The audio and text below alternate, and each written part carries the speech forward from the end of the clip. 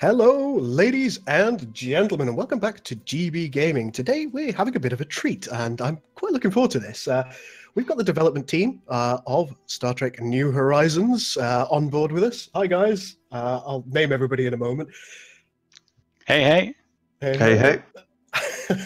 We've got Harel with us, we have Shago with us, we have Walshikus with us, and we have Zoom Impulse with us this evening. So I'm quite looking forward to this. We're looking at the new update. Which how long's it been out now? It's not a couple of weeks, is it? Yeah, it came out. I think it was the Tuesday before last. So yeah, it's starting to be bedded in. Yeah. And I've been lurking for a while in the New Horizons Discord, and it's getting some pretty rave reviews. I think people are quite pleased with everything that you've done. So Bane is, of course, the gentleman playing today. So what is it you're going to play, and how are you going to play it, Bane?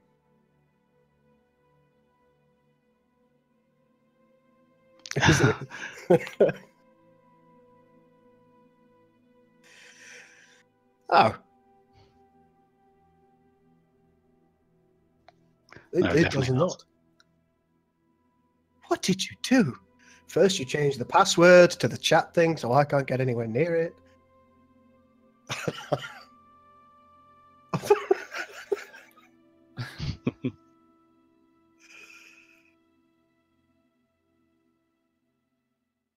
Let's definitely, let's make sure that they can hear you, because you might ask some questions yourself. I don't want to talk to the stream. I do stream. I'm joking. They can hear me now. It's fine. I was just going to be the quiet guy that played, but they want to hear my voice. So, gentlemen, I'm to understand that with this new version, am I right in thinking there's a bunch of new maps as well? Yeah, there are actually. This is one of the features I really like the most about the beta. We're able to expand upon the scenario system that we brought in a couple of patches ago. So yeah, we've expanded the number of galaxy maps. We've got Alpha Quadrant, Delta Quadrant, Gamma Quadrant, Birth of the Federation. Star map. Awesome. Yep, the mirror universe as well. So Stellaris doesn't have a scenario mode built in. We kind of had to sort of jury rig that, and with clever use of map initializers, we're able to trigger the mirror universe environment based on the map that you've selected. So any of you guys have been comfortable with the the vanilla Stellaris game setup screen, you'll notice there's a lot different here. Mostly in the way of expanded detail over which map you've actually selected. I see. And what map are we going to go with today, Bane? What's your plan? I'm thinking of I'm going to start the Milky Way, because it's the Milky Way, and that seems. You're going to rock and roll with 1,400 star systems, are you? Absolutely. I'll have these conquered in at least 5 minutes. You wait. So it's going to be a short stream then. well, I'm not saying we're going to finish the game today.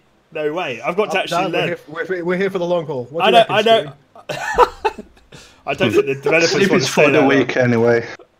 Sleep is for the week. You're not right. Yeah. Well, if you guys are up for it, I'm good. Do you know what I mean? It's you guys that have got to comment and talk for the next. Yeah, sure. All night streaming. Why not?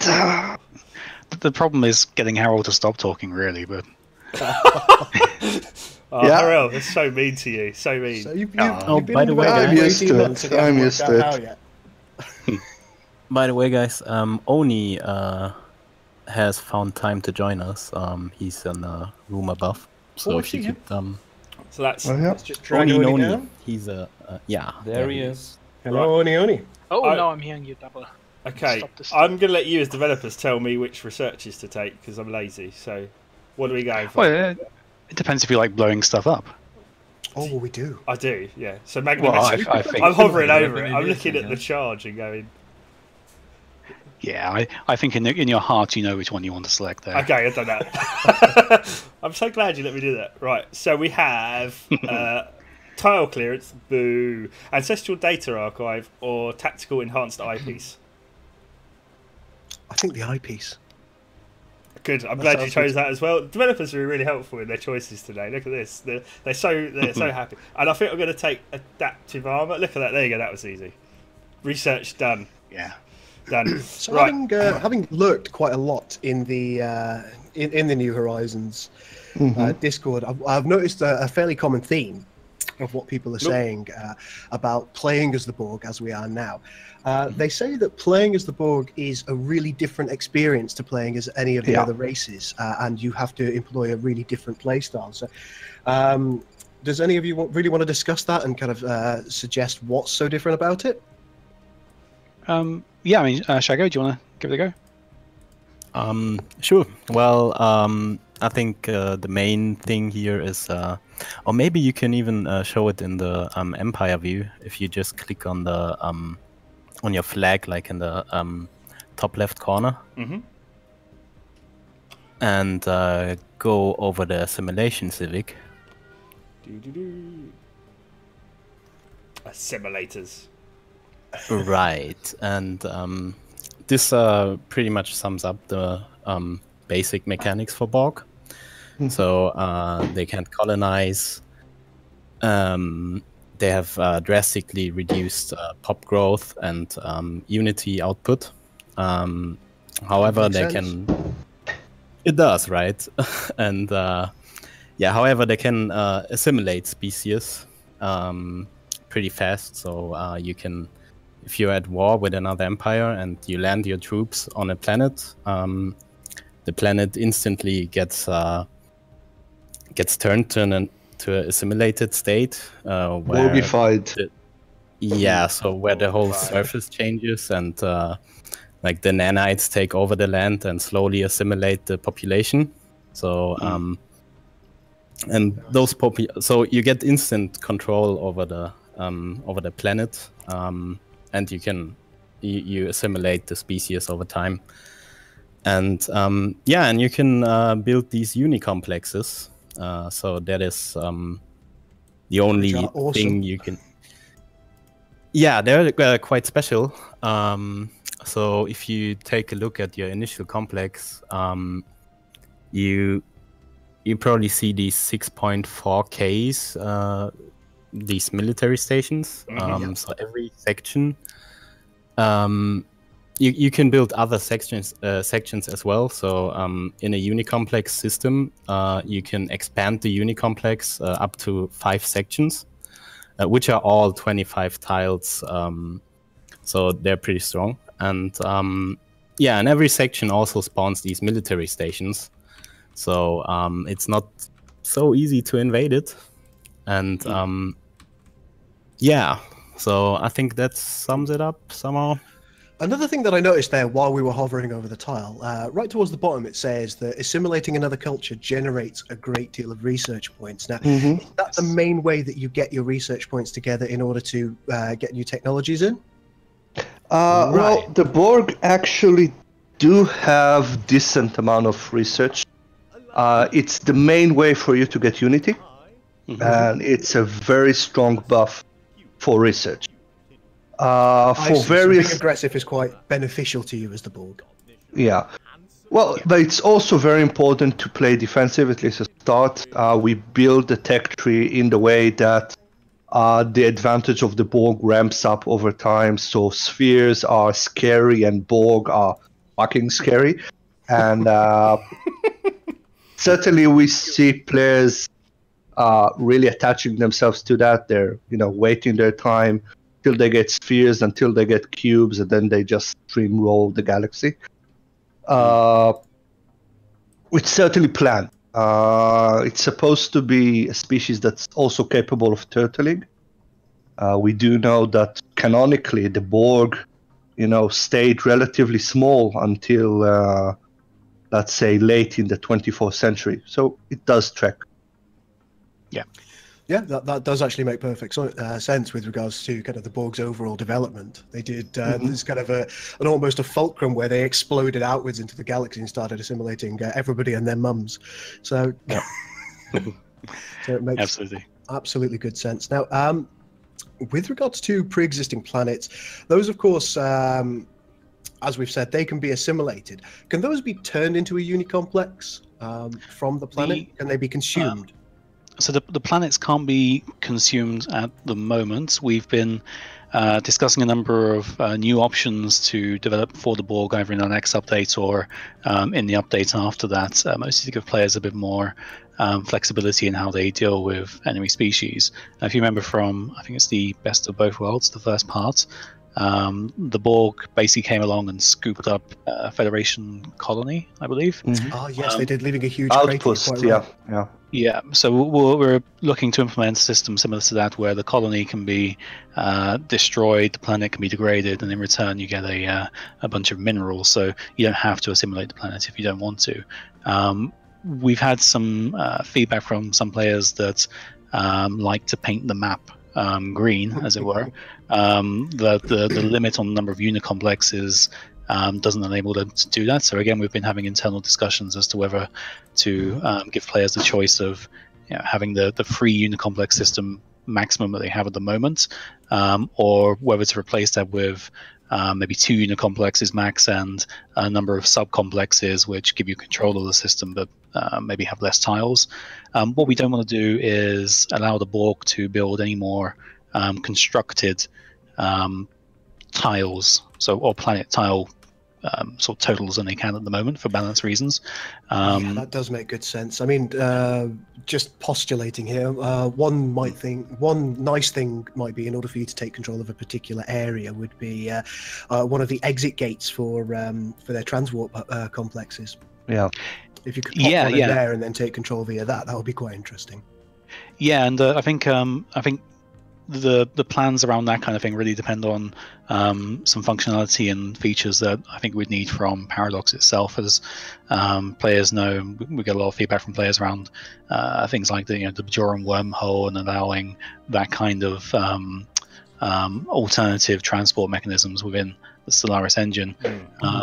I guess the difficulty there is making the AI actually use of it, so you know how to make use of it.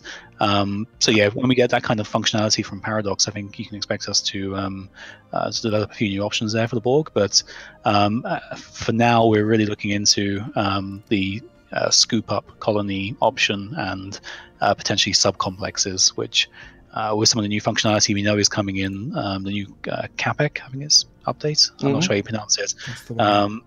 With the 1.8 update from Paradox towards the middle of the month, there'll be a lot more flexibility there in terms of how we can present unique tradition trees for individual species. So some of those choices will be presented within that context, we would imagine. So I think that's really good. I mean, I think one thing that the Paradox in general are pretty good with is introducing new functionality that's going to be beneficial to modders. Oh, absolutely. They've if you look from patch to patch, there's always a pretty chunky modding section in there. It's very rare for a patch not to have at least something for modders. Conversely, there's always a couple of changes to the base game that give modders some headaches to deal with. So it's not exactly always a win. But I think from what we understand of how they plan to develop 1.8, especially with regards to giving flexibility over over voice, the computer effects there. There's a bunch of stuff that should be really useful for modders who want to give players that kind of flexibility, or give a kind of per species flavor that the vanilla game doesn't necessarily have. Well, it all looks very good. Now, with regards to campaign progression of Borg, do you find that as a player, based on the theory that you're, for example, expanding as quickly as you can, do you find that that's a bit slower or a bit faster, indeed, than some of the, I don't want to call them stock races because they're quite evidently not stock races, but than some of the more traditional races like the Federation, for example? Yeah, I mean, I think we've ummed and ahed around whether it's too fast or too slow or maybe just right. I think we've probably got it closer to right than wrong at the moment. So that's good. Yeah, I mean, I probably worth Harold going into more detail here because he's a lot closer to the balance and progression than I am. It's not an easy question because, in general, New Horizon does have a different pacing than vanilla. players do need to start planning more for the long haul. That's also true for the Federation. You certainly, I mean, anybody who expects to start playing and get either cubes or galaxy class ships during a few hours of play is going to be disappointed. I can't say that really the Borg are slower or faster than other species. I think it's also about content, something that we are working on. Federation isn't necessarily faster, but a lot of things are happening very, very early in the game. From the excellent Zindi chain events to others. We do still need to do more content for the Borg, more stories, and make them more narrative driven. But I don't really think that they're inherently slower. And they can be explosively fast when they want to and when you're ready. I see. When you reach that point where you can just really go for it, you can really get some work done. Bane's just had a fairly simple event pop up there, as we can see. Now, I did want to talk about events because I know that you've added quite a lot of new events, haven't you, for this latest update. So do you want to talk about a few of those? You don't need to go into any real specifics, but what kind of stuff were you focused on for this update? That's basically you, Walsh, I guess. Yeah, sure. So for this update, we had the mechanics for Borg. We had some mechanics for the Vidians that we introduced, and some other generic features like the interspecies medical exchange and a number of events around them. For the Borg itself, we had to go through and update a large number of vanilla events to make sense for the Borg, as you saw with the Habitable World survey there, or basically not fire for the Borg. That's basically a work in progress. We know that the number of anomalies available for the Borg at the moment is actually, I think it totals 2 right now. We've got a bunch that are very ready to go, so that probably sort of be deployed in the next couple of days at the very least. Sorry, the very latest rather. So there's there you go, Rogue Drones. This is my favorite actually. It's an improvement on the pirate event from vanilla. It spawns a new Borg Rogue faction, which you have to contend with. Very similar to the collective. Yeah, it's interesting. If you zoom in on them, you'll see they've got their own sort of unique glow effect. They're probably a little bit more dangerous than the vanilla pirates. So little things like that where we took a vanilla event series, we made it make more sense for the Borg, we gave it some unique flavor. But that's an ongoing piece of work, really. We know we need to add a lot more anomalies to spice things up. We have a couple of mid-game crises and then late-game crises for the Borg that will pop up.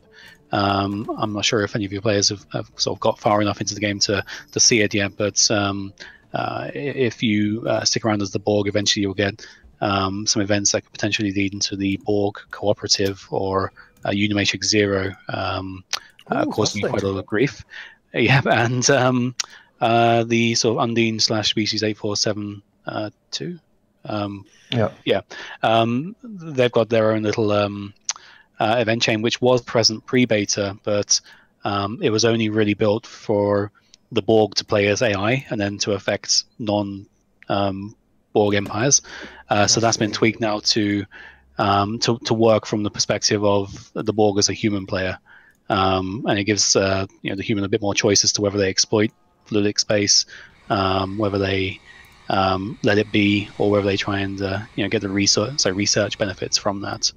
So there's a middling amount of events for the Borg. They've probably got the most unique events of any species other than United Earth and the Terran Empire at the moment. But we'll expand upon that as the weeks progress, and you should expect to see some sort of nice additions coming in the next couple of hot fixes.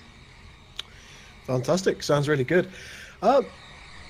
Now, this is probably a pretty far-ranging question, but With regards to the engine, how far do you think you can? How far do you really think you can go? I mean, do you think you could really kind of keep going indefinitely? Does the engine kind of allow for that? I think. I mean, I'll give a quick summary here, and I think Shago's probably. Shago and Oni are probably quite good to go into more detail on this. But I'd really like to ask Oni a question because I'm aware that he hasn't said anything yet.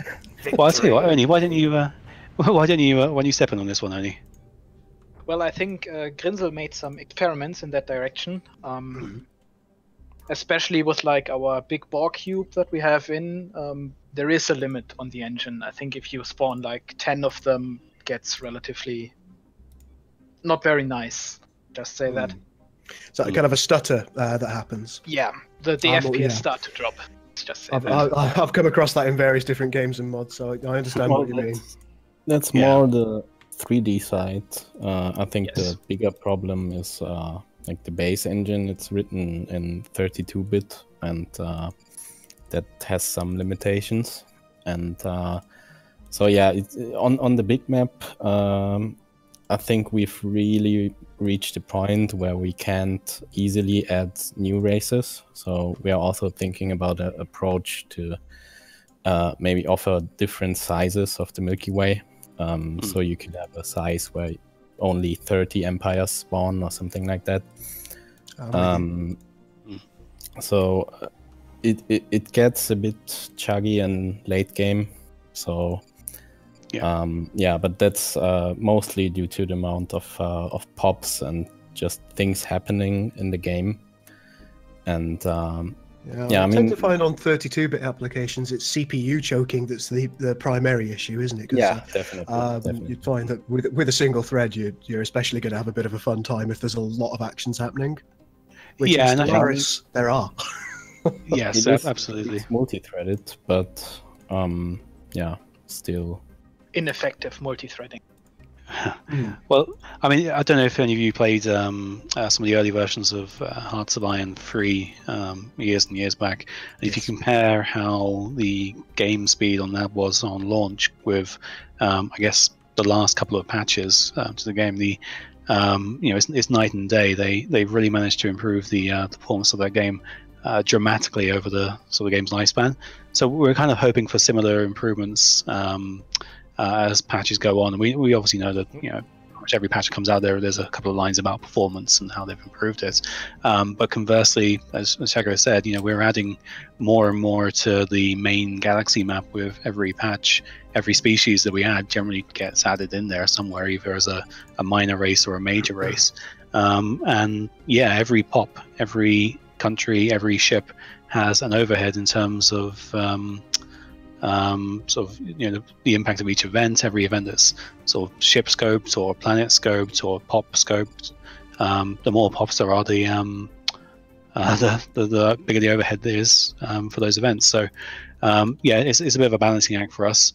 I'd imagine that reducing the number of races and adding some degree of randomization there will probably be the best solution in the midterm. And then as the vanilla game gets developed and improved, we can probably start lifting some of those restrictions and sort of adding more and more things into any single game. But in terms of what we can do with the mod, how far we can push it. I'm really beginning to dislike these rogue drones, by the way. They're very frustrating. You're a science ship. Yeah. Every time I get a construction ship, I'm like destroying my constructions. Yeah. But if you blow them up, you get a vinculum. So if you destroy their base, it gives you. I've got to find their base first. I think you're overestimating my exploration. The base is somewhere top right. Top right. They're okay. always coming. That's why I need the devs here. I'd be useless without them. You see. So you're probably going to get one of the two anomalies now that is activated for the Borg. So if you don't like it. There's not much choice at the moment. Give it a couple of, give us a couple more. Give us by tomorrow, I'd imagine, and we'll probably have a bit more in there. So in terms of expanding, like obviously normally I'd be looking at building some colony ships and get to more worlds. What's the best way for me to expand as a Borg player right at this point? So complete your Unicomplex. Complete my Unicomplex, right? So yes, you can upgrade it to have up to 5 planets, basically 5 so sections. Focus on your uni complex mainly at the start to get that up. So another 5,000. I need to get some more minerals. And basically, if you finished it, just build the next one. Right. And build outposts. Lots Keep of building early indefinitely. There you go. There we go. Yeah. Early Right. exploration is pretty important for the bog, I'd say. So build some science ships, send them out there, and see where like good resources are, and build outpost stations More to like science just ships. expand your border range. Right. Okay. There you go. I need more science ships, ladies and gentlemen. Bane is not doing do as indeed. well as he should be. Right. Shocking. Right then, let's Shocking. try and get the chat a little bit involved. If anybody in the chat wants to start asking some questions, we'll start putting these to the developers, and I'm sure they'll be giving us some fantastic answers. While you guys are coming up with a few questions, No pressure there, right? no pressure, no pressure. Make sure they're not crap. But I'm going to ask a question of my own. While I'm at it now, I was actually discussing this a little bit earlier with Harel, but you guys have now you've got to kind of the first major hurdle in some ways with regards to Steam Workshop. Now, this isn't necessarily to do with the mod itself, but there's a I think it's 2 GB, isn't it? Limit. Yeah. Yes. No, at least for upload. Stellaris mods. Yeah. At least for Stellaris mods. Yeah. So that's And So, yeah, you reached that, didn't you? And now you've managed to effectively split the mod into 2 kind of the core mod and a content pack. So do you want to kind of go about how you decided to do that and how that worked out for you all? Yeah, well, I guess that's been a decision that we've been umming and ahhing about again for quite a while now. Ever since we first hit that limit, we decided not to go down that route a couple of months ago, and we instead were able to get a lot more efficiency out of some of the files that we did have in there. We were able to substantially reduce the size of some of the bulkier files that we had, and that tided us over for quite a while. But with the beta, we actually managed to get the majority, or pretty much all of the beta content under the 2 GB limit, but we realized that again, having to go through the process of reducing file size again, it just wasn't sustainable. So the beta itself was a great opportunity to introduce the content submod, to put stuff in there that wouldn't fail or wouldn't crash the game if you didn't have it. So it's mandatory. We recommend everyone get it because there is or that there will be more content added to it over time, in particular new ship sets and some sound assets. But if you don't have it, then your save games will still load. You just won't have that content, or your ships will fall back to generic designs, which I see. isn't as great. But I mean, I think Jagger can probably go into more detail as to exactly how we did that, and Yeah, go ahead, buddy. So as Walsh said, we've looked at this like quite a long time, and so we've put also the music into the submod just because we want to expand on music. So we have some very great artists doing new music. You do actually. I think your main theme, was it Samo that's done your main theme? Or Samo? Yes. It's such a good tune. It's such a good song that you can tell how British I am. It is a fantastic piece. There we go. Yeah, we're very glad. You can tell how British I am.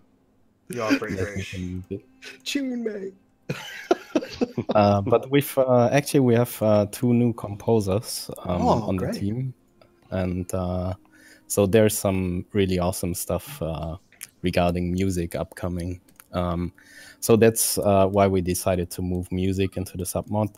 So, and actually we haven't yet put chips in, and we still have like a few hundred MB on the main mod. So we're pretty good. I think the main mod it's even smaller than the previous alpha Than it version. used to be, yeah. That's quite So remarkable we because still- you've got a vast amount of content in there.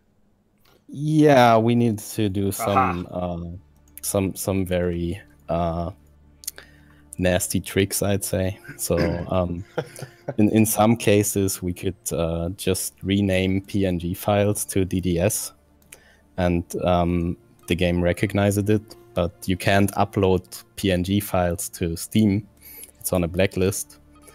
So yeah, so tricks like that saved a lot of space. Oh yeah, you got the sphere. Well done. That's one. Are you getting bored of that anomaly yet, by the way? The one that keeps spawning?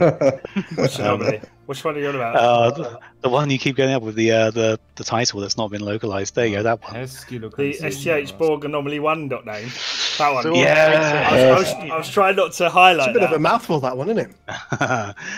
Yeah, so that we're 100% aware of that. That's pretty much fixed internally, so that'll be updated pretty soon, and there'll be a lot more variety there. So do not stress, people. Do not stress. Well, you seem to be pretty good at your updates, so it tends to be something that we don't worry about, because I'm more I happy think- that I found the rogue station, because I knew it was in the top It's right. about time. It was like it came to me in a vision that it was up here in the top right somewhere. So Is it just Did one of the developers message you suggestion. privately and let you know where it was? it's Oh, like it is random, like most of the event spawns in the game. It is random, yeah. yes, but I saw the ships coming from the top right, so that's why I told all right. top That, I just failed to notice that. That's what it is. Right, I genuinely should just pop a couple of the questions in that the community are asking at the moment. Right, the first thing we want to say is Rolsius says he just wants to thank you for an amazing mod. He hasn't got a question, but he wants to say thank you. Oh, well, thank you very much. I think mean, that's that's- important that we When put I that in. signed the pact of No, this isn't a alliance question, with the but I do have to Dominion, respond to it. Pepe says that I'm a Bajoran confirmed. I can confirm that I am not a Bajoran. How very dare you? The Obsidian Order will see you soon. Now, 1234 Boo 75 asks, do the Borg and the Federation have unique events if and when they interact with each other? They don't at the moment. On the roadmap for beta, we did consider having a Wolf 359 sort of guided event. So that's something that's not been rejected, so that may come back at some point. But I think for the beta itself, we wanted to make sure that the Borg players actually saw most of the events that we put in fairly early on, because it takes quite a while for a Borg player to get in contact with the Federation or United Earth. So whilst they're just sort of kicking around in their own background or their own sort of their area, we wanted to make sure that the stuff that they got was actually applicable to that. Well, that makes good sense. And I have quite a few other questions. This is going to be a long, drawn-out fight, isn't it? This one. This really is going to be a long drawn-out fight, so we may as well ask a few here. Who's can regenerate quicker, this Borg or this Borg? I mean, Yeah, this Borg. just fight until you got spheres and send them. It looks like Zermi is asking a question which is kind of specific to the Borg. He said, do you see in the future that you would want to put something like a transwarp complex in? He does say wormhole complex, but I think he means transwarp complex. Yes, as soon as the functionality allows us to do that in the manner that we're happy with. So yeah, that's entirely a paradox functionality blocker at the moment. We do know how to make wormholes. We know how to do that kind of functionality. We've had that working for quite a while. The problem there is that the AI has no idea what it is and how to work with it, and we can't bypass that. So when Paradox adds natural wormholes or something similar, then yes, absolutely, we will introduce that in, and the AI will be able to play with it. Okay, good stuff. Let's take a look now. We've got a couple of questions here from Tao Shazla, who's a long-time follower of the channel and, to my understanding, also a long-time follower of New Horizons. He's been doing a bit of testing lately, and he has a question specifically about the Andorians, if you don't mind answering it. I know that's we're playing as the Borg at the moment, but That's fine. he says he started playing as the Andorians, and he didn't find any use for the outpost stations that you can get taking the expansion tradition. The problem for him is that it costs you a core sector, or you have to outsource it. Is there a particular meaning for it or intent behind it? Okay, things just got real. I think you're winning. No. Oh, I think you were winning. No, Vincent. they just spawned 5 ships. Harold, you probably good to answer the the tradition. Yep. Okay, so deep space stations, it's important to understand what they are. They are not some sort of magical win button that you can just build. They are very, very specific. Come back to that. Basically, they start as, think of them as a highly developed outpost station, basically. And, you know, to some players in some situation, the ability to build a shipyard away from your empire that can produce ships, that can expand your borders, is worth, wasting a core planet for. But actually, there's another tradition upgrade to Deep Space Station that allows them to get few specialized building in. And those can really start giving them an edge that you can't have in typical planets. They can have shipyard upgrades that allow the Deep Space Station to produce ships faster than any other location in the game. You can get certain strategic resources a lot more easily than you can get anywhere else. You can process dilithium that you can't, as most species can't do that anywhere else. So there's a lot of use for it. You just need to understand that, yes, it is a sacrifice, and yes, you need to think about it strategically. Okay, good stuff. I think that really answers it quite well, to be honest. Thank you very much for that. So many weapons. Yeah. So good. I'm just rubbing my... I told you it's scary. I told you it's scary. Yeah. So the heavy beam sphere has fewer weapons, but they're much punchier. No, the problem is at the moment you probably don't have enough energy to use the heavy beam. Yeah. In my experience. Now he's going to cry. Well, I was getting really sad because I got my electro charge and I can't put it on my probes because I don't have the power. Yeah. Little tip, if you at the sphere change the armor plates to Borg armor, like at the top engineering slots, it gets a little bit stronger. We're having a small problem with the autocomplete at that. Right, okay, there we go. Adaptive armor. Yeah. Ding, ding, ding, ding. There we go. Have I got anything else that I don't want in here? Let's have a look. Khan 1984 one has just made a quick comment about music because we were talking about it a little while back, and I'm just scrolling upwards a little bit in the comments to make sure I don't miss anybody. He says he thinks music's really important, it sets a great tone for the game, and he's quite pleased to hear that you've got new composers in, or more composers, I should say.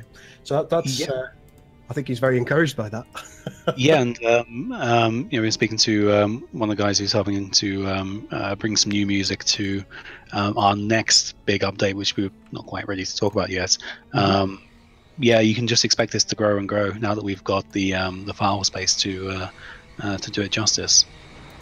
Yeah, I think now that you're able to split it in such a positive way, I think it's going to make give you a lot of avenues of opportunity now, isn't it? I'm not so I just saw a comment there on the Epic chat, Red Dwarf, and I'm still waiting for somebody to come up with the location of the Red Dwarf Easter egg I've added into the game ever since we 0.5 patch, I think we did. There's a Red Dwarf Easter egg. I'm going to have to start playing through a match.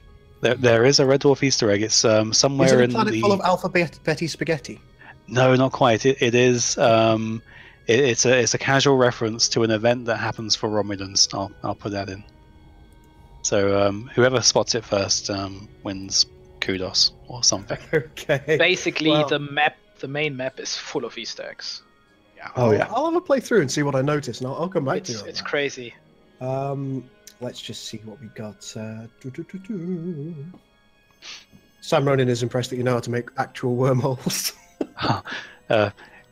I mean, yeah. Yes, they're not terrorists, though, so don't worry about that. Right, Zumi again has a question. He says, late game as the Federation in a multiplayer match, he found that being next to a Klingon player and a Cardassian, he couldn't really do anything after a certain point because the others would annex or vassalize everything that he liberated. And as a result, I gather from what he says in the comment that he felt quite trapped because he couldn't initiate combat. Yeah, and I guess that's to a degree that's true in the vanilla if you play a kind of peaceful I've just realised that Grinzel's in room 5. Should we pull him in? Yeah. Sure. I feel terrible because he must have been there for a little while and I didn't notice. Let's grab. You are terrible. Yeah, I'm just Hi, saying. Grinzel. I'm really sorry. I didn't see you in there. Oh no, he's all quiet. There we are. Hey. Hey. Sorry, please do continue. So yeah, it's to a degree it's a problem with vanilla as well, where if you get into that kind of situation and you've only got certain war goals available to you, what do you do from then? If you can liberate people, yeah, but if they're taking them as fast as they're coming, yeah, it's interesting. I'm not sure if we necessarily got a solution for that just now. I would kind of hope that some of the galaxy-changing events that happen sort of mid to late game might still give you something to do. And as the mod develops and as we get more and more content in there, there should be stuff to keep you tiding over. It doesn't necessarily involve war, or if it does involve war, it's war with sort of species or scenarios that occur maybe off map that come on map. So your sort of monster of the week stuff, or we've got the whale probe in there which you can fight. The sort of score jihad from the animated series that sort of crops up. The Undine, the species 8472. If they defeat the Borg, they don't stop with the Borg. They go on a rampage across the galaxy. So they become a factor. And the Klingons themselves, they've got a limiting system in place. They've got a great, sorry, that's my dog in the background, a great house rebellion system where the House of X or the House of Y can crop up to split their territory. Okay. So that's going to be developed even further, not in the next patch, but maybe a couple of patches from now, where we're going to give those rebelling houses a bit more flavor. We're going to tie them a bit closer into the faction system if we can. So yeah, are you also going to think about a strong set of event chains for rebellious houses, like for example, of course, Duras and their association with the Romulans and. Yeah, potentially. I mean, we want to get the foundations in place, or from a storytelling point of view, I want to get the foundations in place so that you kind of got sort of the immersive or the events in place that don't require sort of unique dialogue in place, and then we'll put in the stuff that was on the show. So the Duras sort of betrayal stuff. Yeah, so. It'll be generic at first, but then we'll expand that to be a bit more specific. Oh, perfect! Absolutely perfect. That's I think that's probably the better way to go about it, isn't it? Trying to jam too much into a single release might cause a little bit of difficulty. Right, got a couple more questions here. I think as we're talking about Klingon rebel houses at the moment, Kaido Marahu asks, as a follow-on to the Klingon rebel houses, what's the counter for that? At the moment, there probably isn't one. You get a choice, I think, with the event itself to spend some resources to potentially limit that. And if you do, then either there's less chance for the rebellion to happen, or it's smaller. But in terms of mechanics beyond that one choice, it is fairly limited, and I kind of recognize that. But yeah, going forward with better integration into the faction system, you would have those counters sort of in the UI itself as part of the sort of the base game's mechanics. So yeah, but that's a ways off yet. So probably expect some improvements to the functioning of those rebellion events first, and then the integration with the faction system. Oh, hello! We've got some mining drones. Grinzel's, well, he's in here now, but he's also put in the chat. He's showing us all the naughty cheats. I might do that towards the end of the stream. I think that might be a good idea. We'll do that towards the end of the stream. Show off the Omega Cube. That sounds terrifying. That does sound terrifying. Like a fusion cube. Yes. Even worse. Yeah. It's worse than a fusion cube. Have you ever tried to get one of those through a door? Just use a shrink ray. So I'm just waiting, guys, to get some more resources because I feel like I need a sphere in my life. That's what I think I need. You need more than one sphere in your life. And other songs by Frank Sinatra. Bane surveying stuff. What's this? I enjoy Let's Play. You Cody's got going on Bane surveying stuff. Well, we finished that Let's Play unfortunately because we can downgrade to the old version, but we kind of want to play a simulation, so we might start a new series. Not that we weren't enjoying that Let's Play because it was a lot of fun, especially blowing up the Enterprise. That was the best fun. I've warmed to Stellaris in general recently, having watched a lot of Stellaris. Not actually played a great deal. I was talking with Paid actually, and I said to him, I'm really ill-equipped to ask anything about Stellaris because I've played so few hours of it. In general, but I do watch a fair amount of videos on it, and I'm warming more and more to Stellaris. So I might be tempted to even join you in one. Actually, do you know what? I might actually build some stations. That might be good for my life. Yeah. I'm being lazy. You mean like you were told to right at the start? Yeah, that one. Yeah. Oh, that. Yeah. I'm just being incredibly lazy. Do you know what it is? God. You don't actually build them yourself. You just get the ship to do it. That's what I mean. You know, it's just I shouldn't be lazy. I shouldn't be lazy. I shouldn't be lazy. So send around all my ships. I can't speak now. I know what I meant.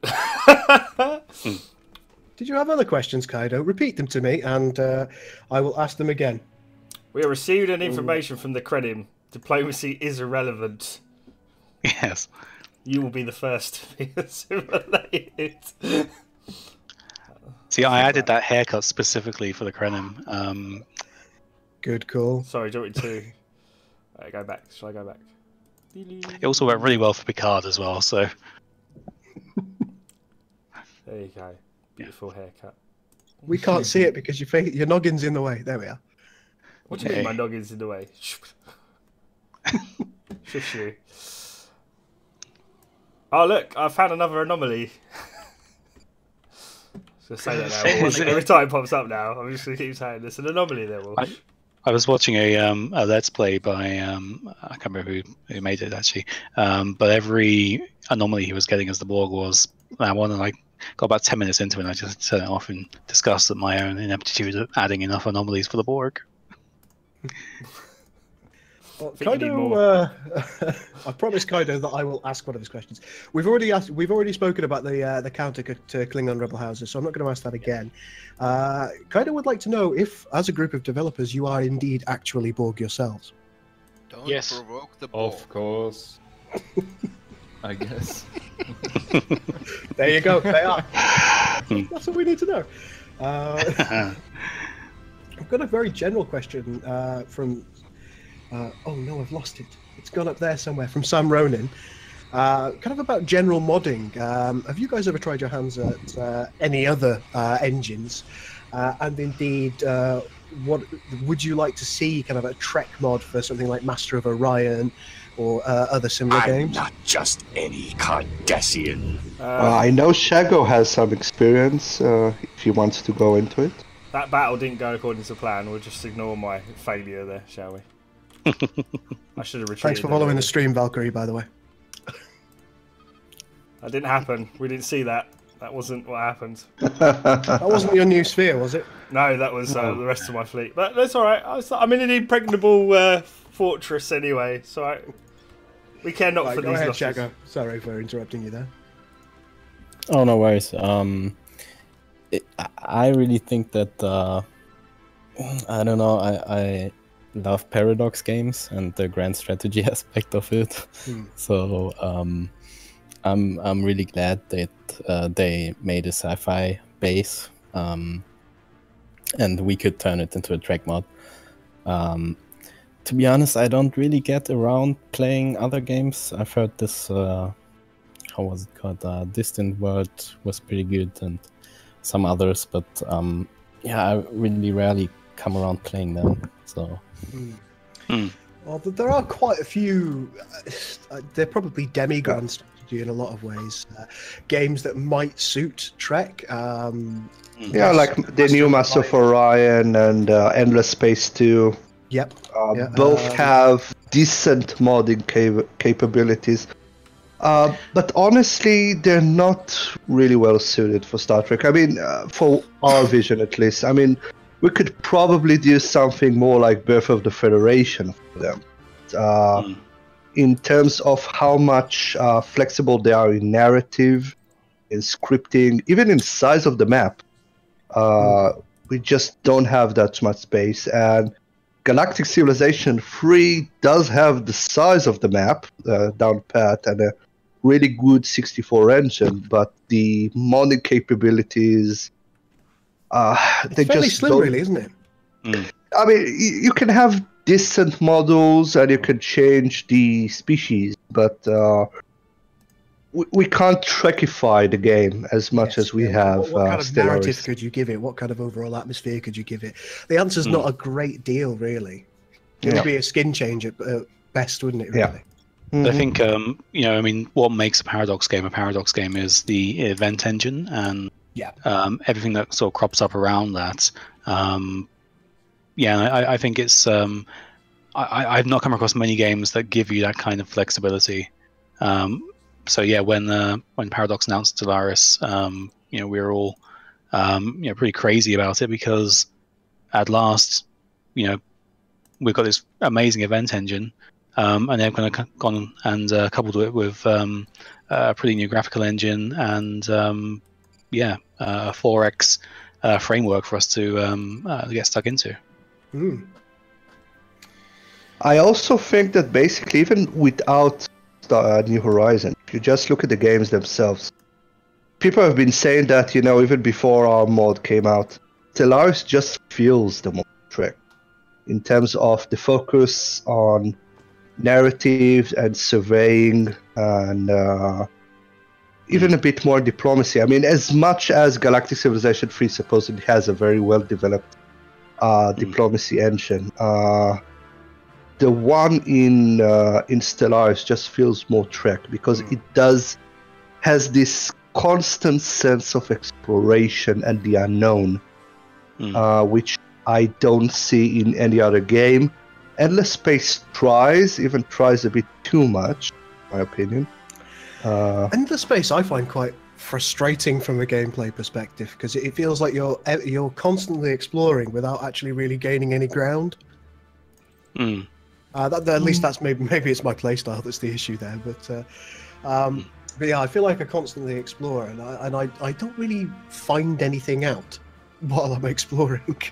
Yeah, I've been personally very tempted to hop onto the VR bandwagon just for, I forget the name of the game now, but the Star Trek game that came out quite recently. The Bridge Commander one. Yeah, Bridge Crew.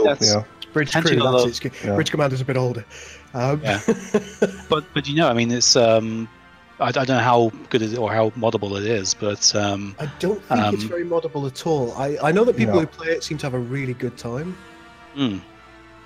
Yeah, and it's just, I think that's the other side of the spectrum, really. You've got this. Ubisoft published it?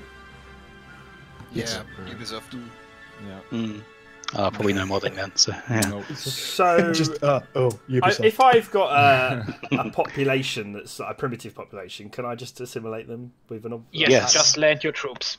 Just land my troops. Excellent. Just land troops. That's what I wanted you to say. They probably won't be even be able to resist at all.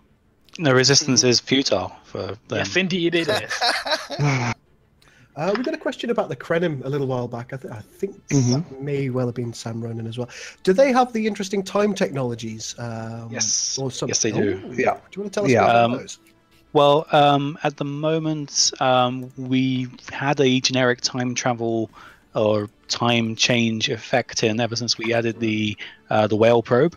So we've got the foundations there for, I guess, as much as we can do in terms of how time travel would work, which is it'll make subtle changes to the map that you're broadly unaware of. And if you notice them, good for you. But if you don't, then hey, that's just the timeline changing, and you've changed with it.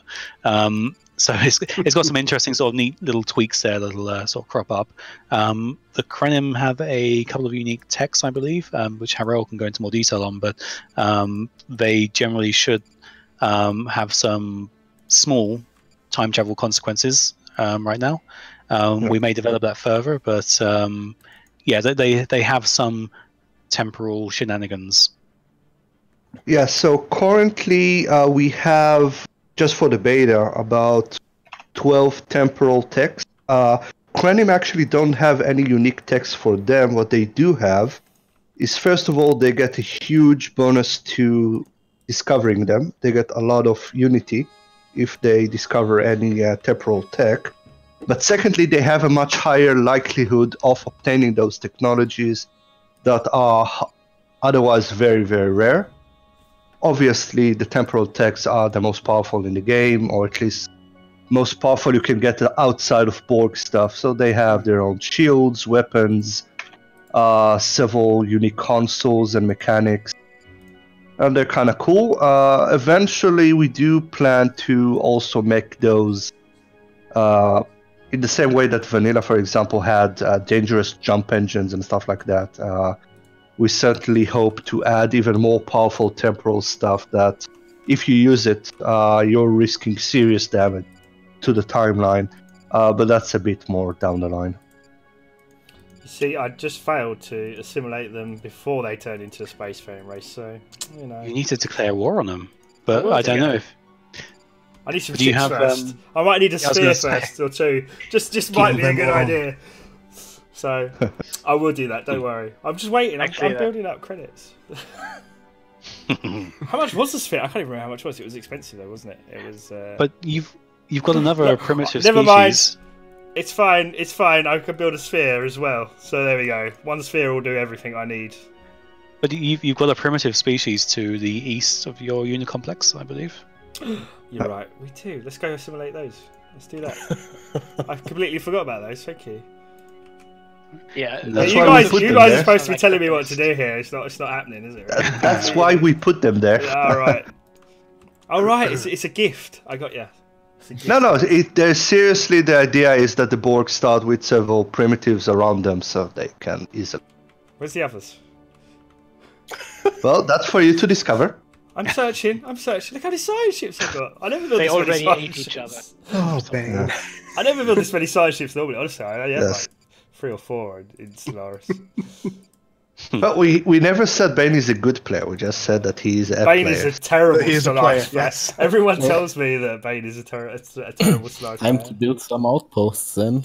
The grief I got for not actually being a good player. For being about actually for I freed the Remans. Oh, the grief I got for freeing the Remans and not being a true Romulan.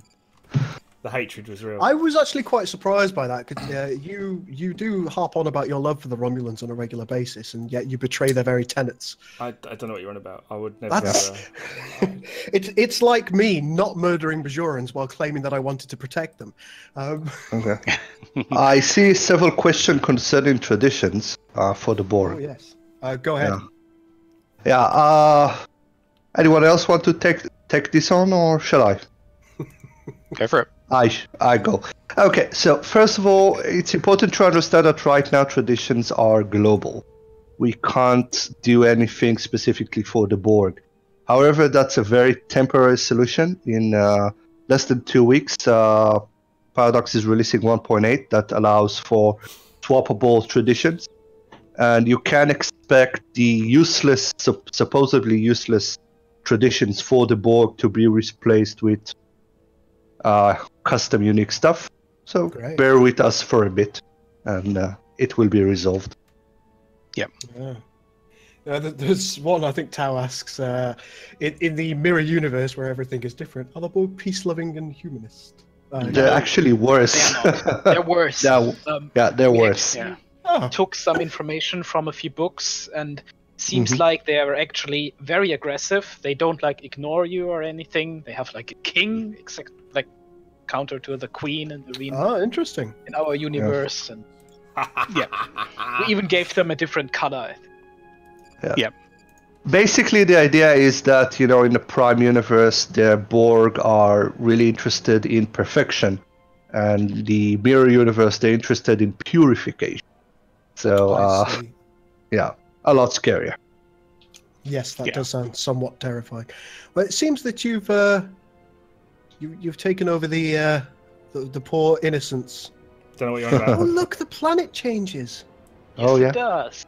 Gets completely assimilate.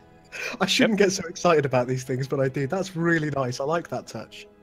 So if you go down to the population on the planet now, 9 billion, all born. Yes. So you'll notice that they're not very happy for some reason. But there we go. Look at that, they're starting to assimilate. Yeah. So you get a huge chunk of UC from that. There's a process that's going on in the back end here, which is actually far more complicated than I thought it would end up being, but it took up a huge chunk of development. Effectively, it's converting those pops as needed, and then storing whether you've assimilated them in the past or not, which again is more complicated than it really has any right to be. The chances of each pop being assimilated or killed will vary depending on how many techs you have. So there are some unique assimilating techs which you can sort of research over time. It changes the assimilation success rate from I think 40% up to about sort of 70%.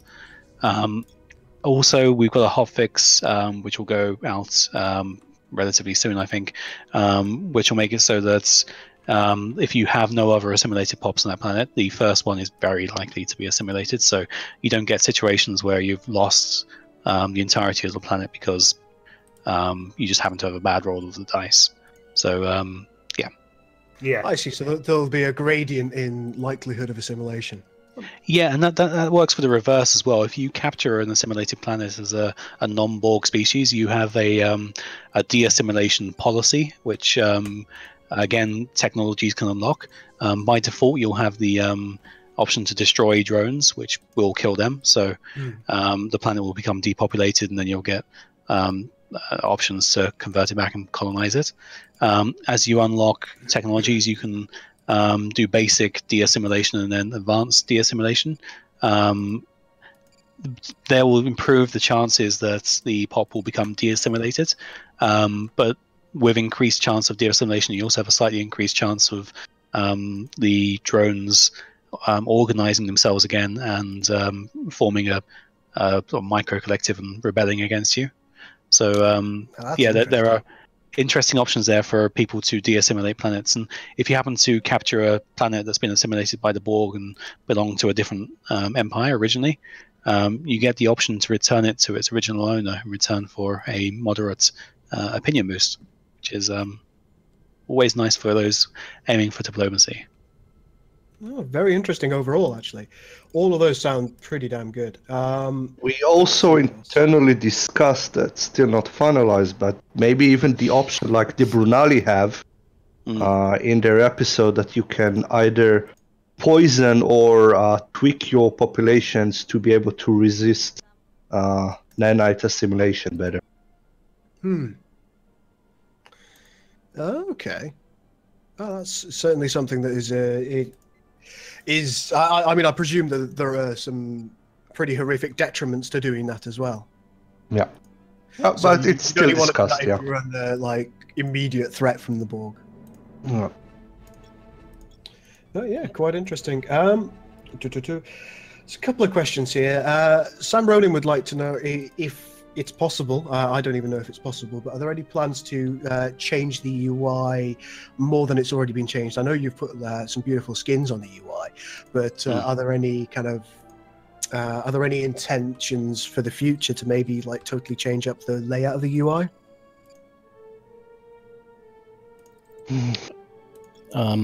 I don't think we really want to change the overall layout, but we are definitely developing species-specific UIs. So I mean, with the last patch, for Stellaris, I wouldn't see the necessity of changing the UI. I think if it gets changed Yeah, too much, it's going to confuse Stellaris players. yeah, There's indeed. that, and every time we change more and more stuff, the overhead for compatibility and patches just increase. I'm not quite ready yet. That's a 1.3k station. Yeah, so expect to see over the next couple of months, I guess, us releasing more and more species-specific UIs. Probably you'll start seeing them sort of timed with big updates to individual sort of parts of the game. So yeah, the Borg UI seems to be quite highly rated by those people who are playing as the Borg, and I think it was, getting out at the same time as the beta was a really good thing for us. So yeah. Okie dokes. I'm just going up again. Oh in the yeah, questions. I think I've missed a question somewhere from Jerome. yeah, about diplomacy. There we go. If I can find it. Clearly, an armor upgrade is required. Yeah, what kind of plans do you have for diplomacy? I believe it is. Well, so one of the biggest changes we probably do have to make is to expand upon the diplomatic responses that we've already started to do. So this is giving each species unique responses to your diplomatic overtures. If people play near the Tamarians, Tamarians, you'll notice when you speak with them for the first time, they do speak in their, Darmok and Jalad, Tanagra, sort of. Yes. Yeah. And then you get a special research project over time to understand their language, and then every time you speak to them afterwards, you get effectively a translation of what that means beneath the. They notice that you have more power now. You can redesign your probe. Yep. Did I have more You power? forgot. Yeah, because you selected a better transwarp engine, so power. Ah, That's your main source of power. So Yeah. excellent. you can put more weapons. Yeah. Well, not more, but better one. Yeah. Better weapons everywhere. So yeah, you can. We've got like unique diplomatic options for the Tamarians. The Borg have their own responses. Vulcans, Ferengi, and Klingons do as well. But yeah, we really need to go through and there's a couple of phrases that we're missing there for certain sort of rare actions that can occur.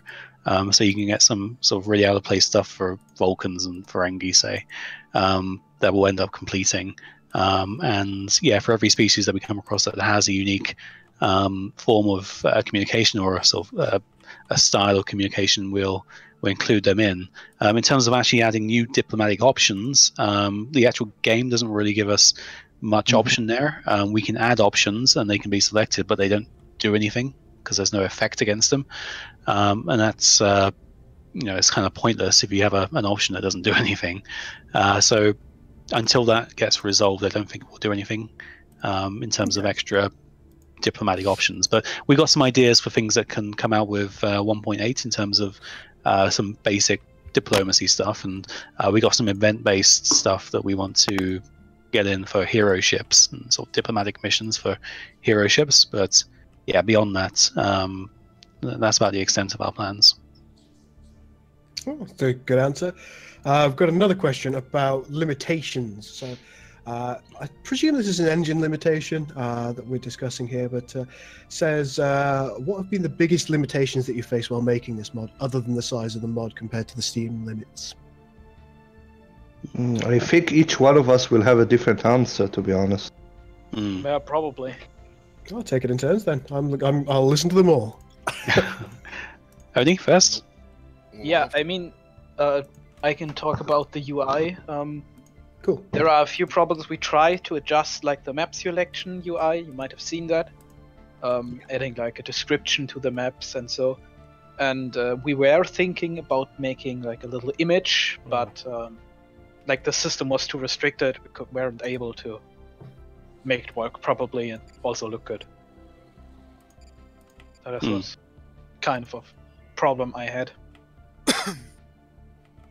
Zoom from a localization perspective? I don't know. There were a lot of problems. I guess. I have to choose one. Spreadsheets are too slow. Yeah, of course. They're always too slow. I can't think of anything. Well, I mean, there's one I remember from localization, which maybe my the jogging memory. pre-scripted stuff. Yeah, yeah. The things the map that name. are hard-coded or were hard-coded and then fixed by Paradox by adding the localization synced folder. Yeah, it's pretty complicated, but they fixed it eventually. Yeah, so you find that a lot of the problems that you've had have actually been ironed out by Paradox kind of improving things for you. Yeah, and often they're improving them for for themselves, not just necessarily for modders, but of course, very often they are improving them for modders, which is it's really good. And scripted localization is it's one of those things where you can kind of get away with some really basic translations for languages. Without that kind of flexibility to say, look, is this gender or that gender or this context or that context? But if you want to do a good job of it, then you kind of need the capacity to say, stuff that doesn't make any sense in English. The gender of specific words, suddenly becomes very important in French or Russian. Yeah, exactly. Shago, do you want to go for your biggest limitations? Yeah, Grinzel, go ahead. Yeah, it was a mesh size file for the chips. Like the Borg cube, the super cube, the Omega cube. In the first test I had 5 or 6 months ago, or longer. The mesh was more than 30 megabyte sized.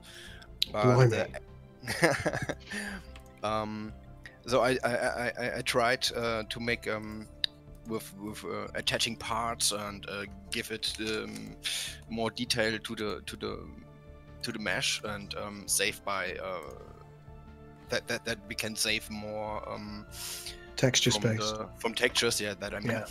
And it's not working because with 3, 5, or 6 of these cubes you have so much laggings in a single player game.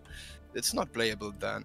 It's the engine. The engine is one of our biggest limitations that we cannot make the game as good as we want. Yeah, that's one of the unfortunate things with a 32-bit engine, really, isn't it? Yeah. I guess for me, my biggest limitations really are systems that should behave in certain ways that don't, in terms of, say, triggering or effects. I'm trying to think of a specific example, and actually, here's one. So anybody who's modding Stellaris or has modded Stellaris, you've got different scopes and different contexts that you can call certain events in. A species has its own sort of scope, a pop has its own scope, a country, a planet, they've all got their own scopes, and certain effects and triggers work in them. But we discovered that the trigger for determining what species class something was worked in every scope that you'd expect it to, except for species scope, which is kind of ridiculous. So little things like that, and that kind of stuff does get fixed over time.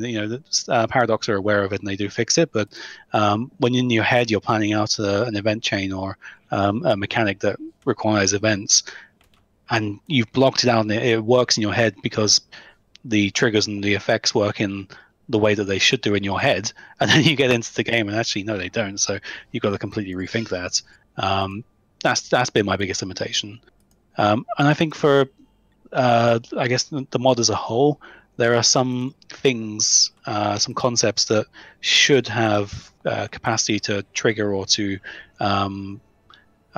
block or remove, but we don't. And things like ship sizes and section templates, you can add them, but once they're added to an empire, they're there forever. You can't take them away based on context. So we had to develop the era system to get around it, so you could have Enterprise era ships and original series ships and next generation ships, and they weren't all sort of buildable at the same time. So your country was moving on and actually sort of progressing through the eras, and we had to do it the way we did, which it works and it works really well, but it wasn't our first choice for how to do that. We would have wanted more flexibility in setting when individual ship types were available and weren't available. And again, we're waiting for that functionality to be added, and as soon as it is, we'll have a ton of things we can do with it. But yeah. But until that point, you wait. Yeah, and we do what we can do, which turns out is actually quite a lot. So.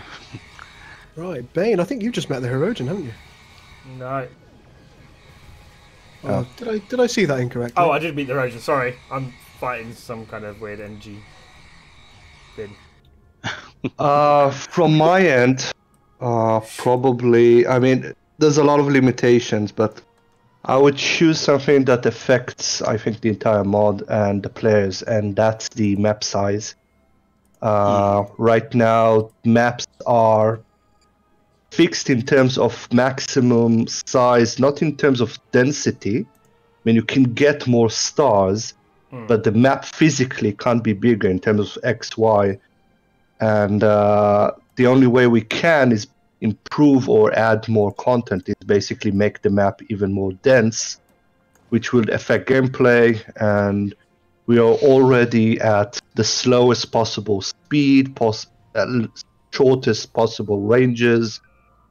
So having the option for a bigger map physically, so we can give a proper Star Trek experience of endless new horizon, is something I personally would really like to see. Yes. But scale is a general problem with Stellaris. Yeah. Yeah. I've just noticed that this might be something we can discuss, the maturation chambers at the moment. Do you think, Carol, with the planet that's just been colonized or conquered? Yeah. You mean the question is why we don't allow maturation chambers on planets? Well, from a balance point of view, I mean, we are really trying to have a solid experience for the Borg, and planets are not supposed to be their main powerhouse. They have the Unicomplex. That's where you're supposed to build your fleets. That's where you're supposed to manual research and produce your population. Planets are just, like roadmap tokens that you place and you conquer. There's a reason why you lose so much of your population when you conquer, and that also, many buildings you can't even build as a Borg. You can only build them on the Unimatrix and other planets. So it's really intended. I mean, that's the point. As a Borg, you're supposed to focus on your space structures, and your planets are just nice to have as a way to eliminate your enemies and continue to move forward. And they're already too powerful, let's admit it. They're already, I think, one thing I've found very few people doing actually is sort of moving population units off of unicomplexes. So you can build maturation chambers on the unicomplexes, which will increase their growth speed. But all the time you've got a full unicomplex hub, like Unicomplex 01 there, your pops aren't reproducing, so you shift them off and you start growing a new pop on that empty space again, which generally tends to be a bit faster. I was just seeing if you were paying attention to my. You can even do that if you build like a new section to the Unicomplex and want to go like up to the 5 pops, so you can upgrade the. I put some on the planet main as well, building. Yeah. Stick some down. Right, I got a couple more questions. There's another one that goes with the UI, but it's pretty well framed, so it shouldn't be too much to answer. Mind Cozy says, have the incremental changes of the UI been enough information to allow modders to create new UI windows if they chose to, or is there too much dependency on the underlying structure of the UI? Well, you can create new windows. The main problem is bringing new functionality in, because most of the functionality is like written in C and compiled into the exe. and it's fairly hard to bring new windows and functionality into the game with UI. Pretty much impossible, yes. Well, one of the biggest problems really is also that button scopes don't really work. So every button you add to a specific part, for example, if you want to add a button to the ship menu, you can do that, and it should scope to the ship scope, but it doesn't, unfortunately. And so that's another limitation we hope they'll fix.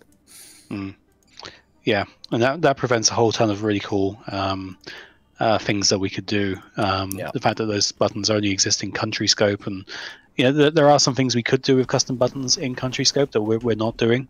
But the really cool stuff is at ship scope, at fleet scope, leader, and planet, and we just don't have access to that at the moment. Okay. I just saw an interesting question come through there about is that from Stereo? Yeah, and how the Synthetic Dawn DLC will affect the mod. So the DLC itself, the way they've framed it, you got the DLC which gives you the sort of the synthetic machine empires, which we won't be using by default. You've got one. Yeah, well, you do get some other stuff though. So you get the voice packs, which you can select at will. We'll probably have some compatibility in there where we'll make it so that if you own that DLC and you select a race that probably has that kind of voice as appropriate, then we'll default to it, and you can still override it. That's the beauty of the system. We can add voice packs ourselves. Modders can. They can sell new voice packs, and it's kind of seamless there in that if you don't have it, you just don't hear it, and you can choose something else. So there'll be some sort of so there'll be some sort of some stuff we can do there in terms of compatibility. Other people have asked on other forums about the assimilation mechanic and whether we'll be adopting that.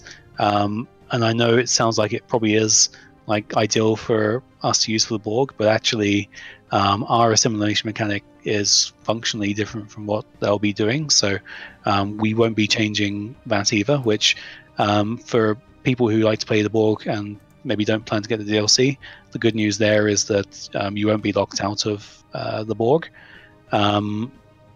Beyond that, I don't think there's much in the way of DLC features that will necessarily require us to make DLC specific changes. Most of the changes they're adding, I think, will be in the patch itself. Now, that's not to say that DLC won't be good or worth buying, because you probably will get a lot of fun out of the new events and stuff that they're adding to the vanilla game. When you do play the vanilla game, if you ever get time from away, the Star Trek mod, which is obviously amazing.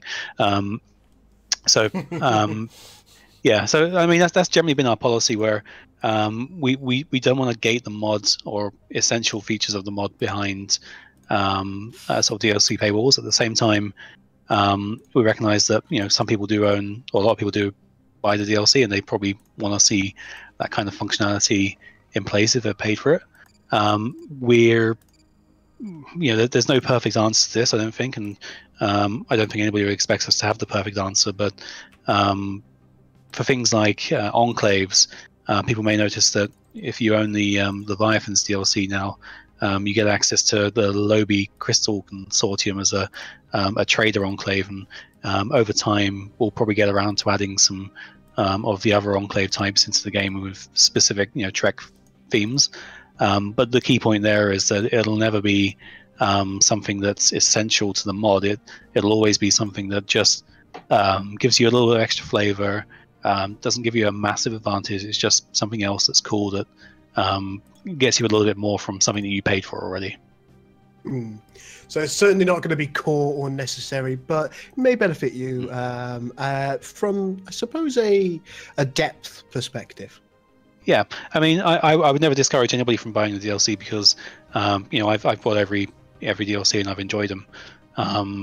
But yeah, you can kind of see where we've got a fine line to tread here, where we really don't want to restrict people from essential parts of the mod, unless we really, if they put something there's no other way. Yeah, exactly.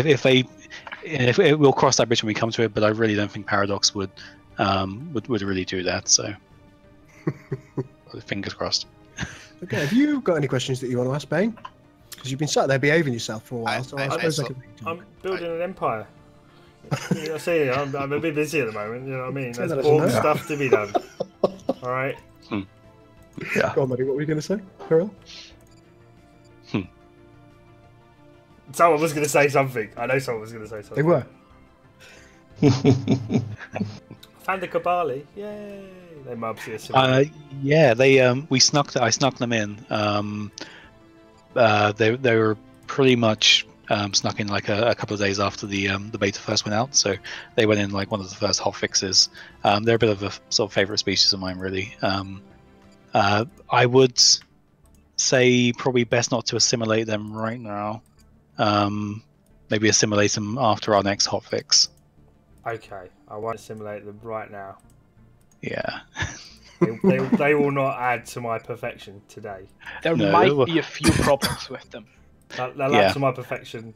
Down the line. They're good problems. They're good problems for people who have those problems. But yeah, we're fixing it soon enough, so I might as well tell you now. But the negative growth malice that they have, coupled with the Borg negative growth malice, makes something more than minus 100%. So they end up growing instantly. Right. So right, yeah. you'll get a lot of them if you do get any of them. So that's being fixed in our next hotfix. So yeah.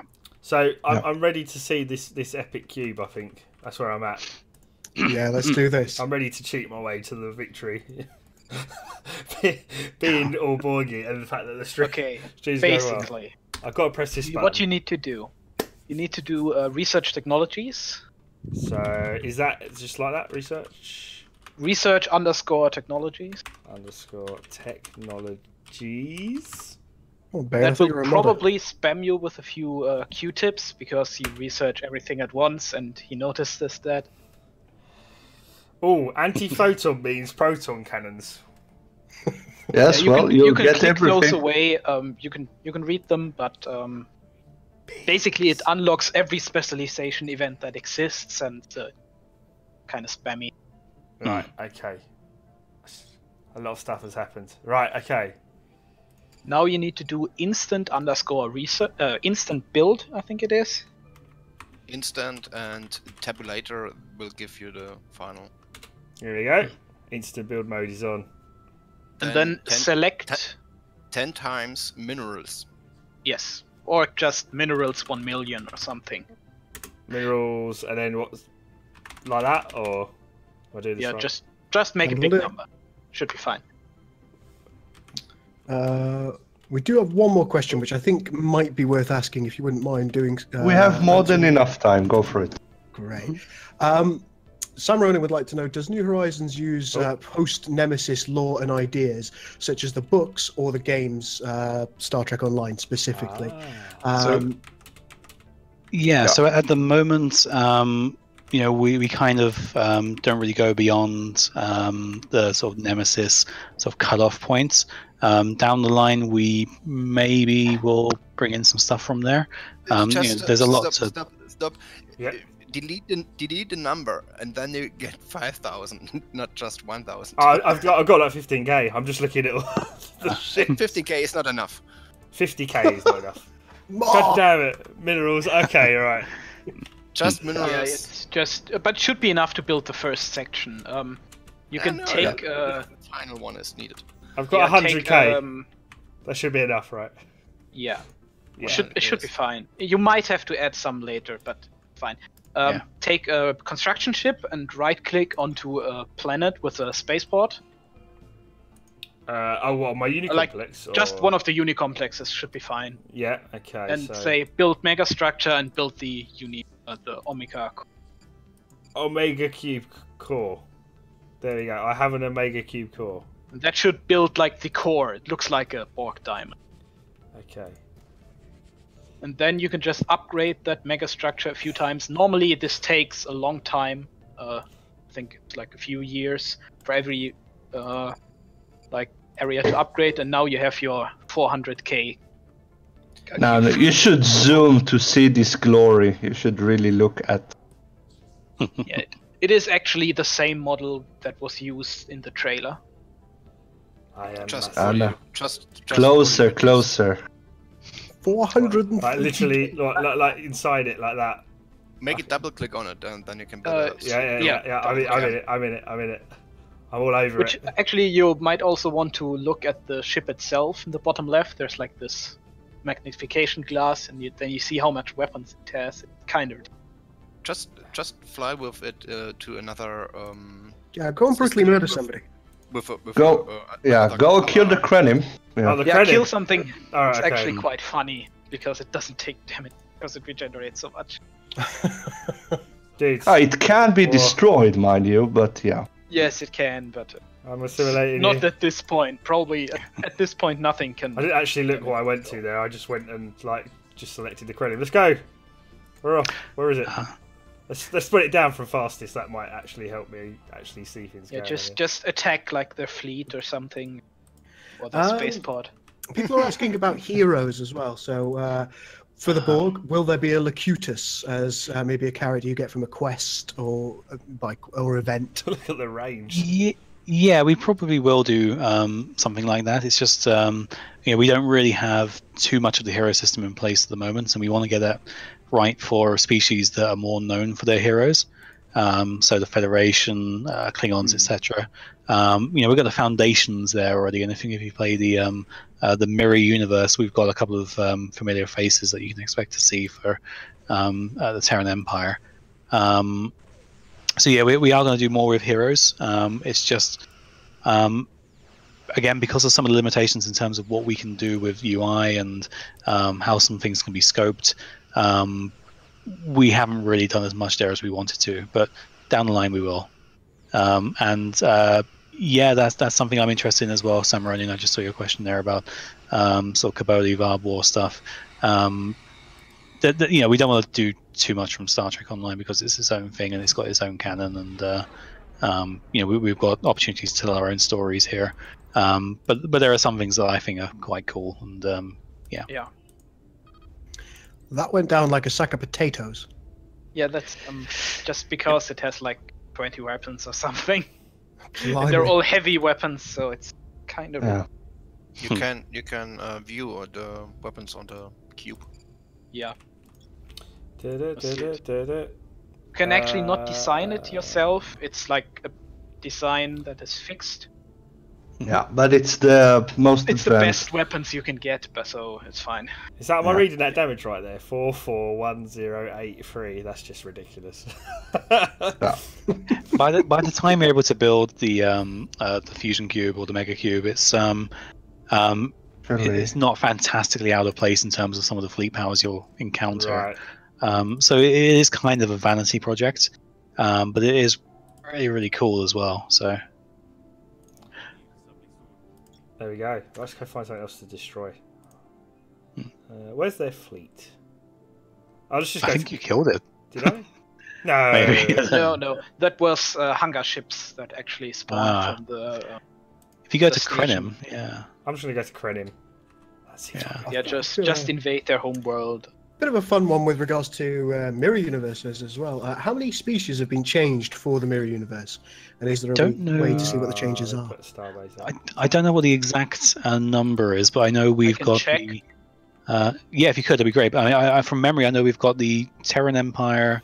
If you choose Vulcan, Andorian, or Tellarites, rather than them being part of the Terran Empire, you kind of spawn as the Rebellion.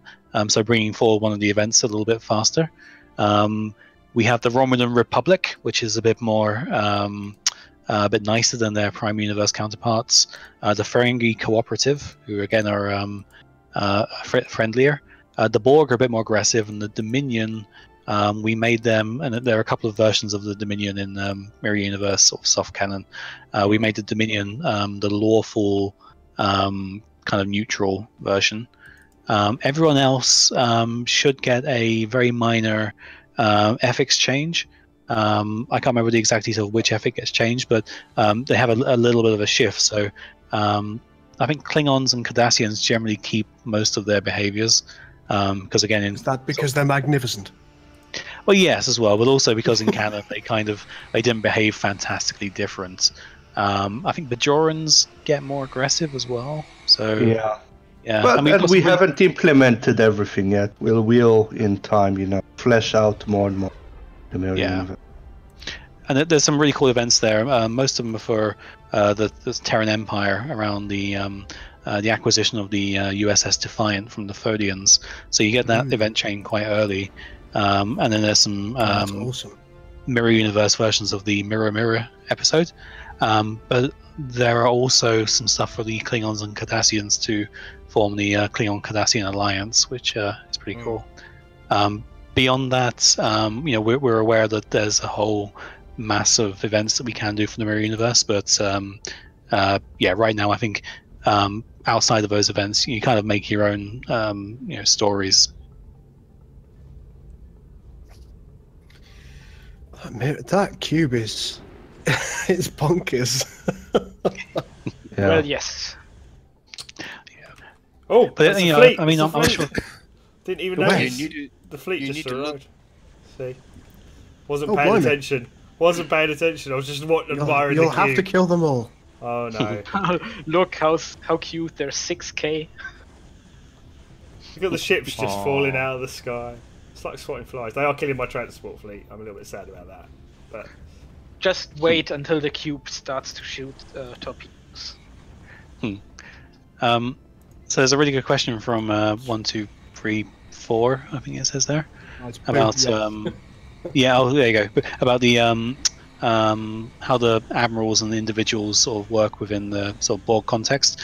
We can't really show it at the moment because there are some localization options that I think are coming with 1.8, but I don't think are in place yet, which will allow us to sort of label them as like leadership nodes or something like that. I see. So I'm not sure how much canon there is around that. Obviously, Locutus was around, and you got the Queen herself. You can almost make it up to a point, can't you? Yeah, I mean, there are certain things that we can't get around. In the fact that if we didn't have leaders, then a whole bunch of stuff wouldn't work for the Borg because certain things require leaders, and we can't get around that. But yeah, leadership nodes, that kind of thing. The vanilla games come up against the same problem with hive minds. And I guess the machine intelligences that are coming up. So they develop these systems to fix that solution or fix that problem, and we're sort of running with it really. So yeah, you expect to see some changes there in terms of how we label certain things, and we'll go through and adjust certain things here as well. So you'll get more options for the Borg. I've actually just removed the options there to change your authority beyond. The one that you start with for the Borg, so that won't be an option going forward, to avoid situations where you have a democratic Borg collective, which, so you got a lot. Basically, my choices are to add in just. Yeah, so we'll put in Borg specific stuff here. So you have some choices when you do unlock those civic perks to. Put something that's appropriate for the Borg in place, and we'll keep going through and add species civics, more generic civics for other species, and just to give you more options there. I think Pepe loves the idea of democratic Borg. Yeah. In terms of sharing XP, I don't think we can do that mechanically. I'm not sure if there's anything that will give us the capacity to do that. And democratic Borg, if you want that. Then you kind of have to wait until you get the Borg Cooperative or the Unimatrix Zero rebellions. At the moment, you can't switch them, but apparently with the capacity to switch to machine empires in 1.8, we should have some options there to enable you to swap to those guys once they've entered the game. Okay. Let's see. So Have we got anything else in here there? all ship sets. The Borg ships are the lower ones, and the upper ones are the default ship sets for each other species. So you need to set up another ship set. Right. Yeah. So basically, research technology breaks everything. Excellent. I love it. It gives you everything, and especially it also gives you like the normal ships because everything. assault cruiser normally. So what you have to do is scroll down, and then there will be like the normal ship classes for the Borg. That's right. We're just going to take their capital. And tactical cubes, whatever. We're just going to send some tactical drones down there. They're not even taking any damage. You know, they're just enjoying it. They're loving it. Yeah. So that's what I said to you at the beginning of the episode. By the end of the episode, live stream, I'll be so powerful that I'll be able to conquer the entire galaxy. I proved it, you see? There you go. And you absolutely didn't cheat to get there. Absolutely. I never cheated. You need to remember the cube isn't actually that powerful when you normally get it, like everybody else, or maybe has a much higher tech level. Like those image of it shooting out the entire fleet, very realistic. Yep. But you know, everything is still in flux, so always going to be tweaks for balance sake. Well, I used to use time travel to give myself a cube from the future. That's what I did. Well, you're in the right empire to do that. Yeah. Just simulate some Krenim tech. So what's happening there is once you capture the planet, the factions basically there's an execution order issue where the factions existed with the Krenim. You captured the planet, then they don't exist because the Borg don't have factions. And then they disappear. So you kind of get the notification window before they can disappear, which is a bit unfortunate, but we might be able to fix that. So I see Stereo has a good question. There's a lot of Easter eggs. A lot of Easter eggs in the map. Yep. As for Mesa and Seconder, just keep looking at the stars. You never know what you might find. Pelatian's question is interesting as well. Yeah, I do like the Voth. And that's Both what of them we'll nice say on that. dinosaur people, aren't they? They are. Well, not nice, but yeah. They're there. Pleasant enough to me. Some were nice, some were not nice. They are the religious dinosaur people. The Voth are dinosaur people. That's what you meant to say. What did you think of Star Trek Online's take on the Voth? Just out of curiosity. I know it's a completely off subject, but Yeah, I played a lot of Star Trek Online. Kind of stopped when we started modding this because I don't have time for. I've only got 24 hours a day, and I can't magic those extra hours around. I'm sure a lot of the other guys did the same. Yeah, I mean, I kind of enjoyed it. Some things made sense, some things didn't. I didn't necessarily like the Voth design styles for their uniforms and their armor so much, but I did kind of, I thought the storyline was okay. That's a good question. I just noticed with the Ascension perk system, do you guys plan to add in your own, or can you add in your own Ascension perks essentially? We can and we have. You have. Have I not noticed that? Is that just something I've not noticed? Basically, it's one of the very few systems like the Enclaves that we only allow if you have the DLC. Yeah. We do try not to invest too much energy into Ascension perks because we realize only some players have it. Right. So for proper resource management, it just doesn't make sense to put too much emphasis on that. So it's basically just a streamlined version of vanilla Ascension perks, and it's not something we're going to build up more. And we're not really going to spend a lot more time on. Okay. That makes sense. That's a good Well, way we to try do it. to make sense. I think Fats You Up has asked, are there any ways the community can help or get involved? Unless you just answered that one. Yeah, I mean, I guess it's, what do you want to get involved with, really? I mean, if you've got experience modding other games or Paradox games, then yeah, absolutely, you'll probably, slip right into it. It won't be a problem. If you've, you're an artist, you're good at sort of 2D work, or you're a 3D modeler or whatever, then yeah, we've definitely got stuff that people can help with there. Voice actors, absolutely, yeah. So we've for this I can say currently now are we recording with 3 actors' voices, but I saw a question. Ghoul, how is your Cardassian accent? I like to think it's magnificent. Well, the Cardassians don't really have an accent. It's kind of like it's American by way of Britain, really, isn't it? I'm just thinking of the torture that would enact on so many people with the fact that he's already voiced the I Cardassians know. in I've one already computer done game. this. Let me ask you this. Let me ask you, what do you think about Demons of Fire? Oh, no. No.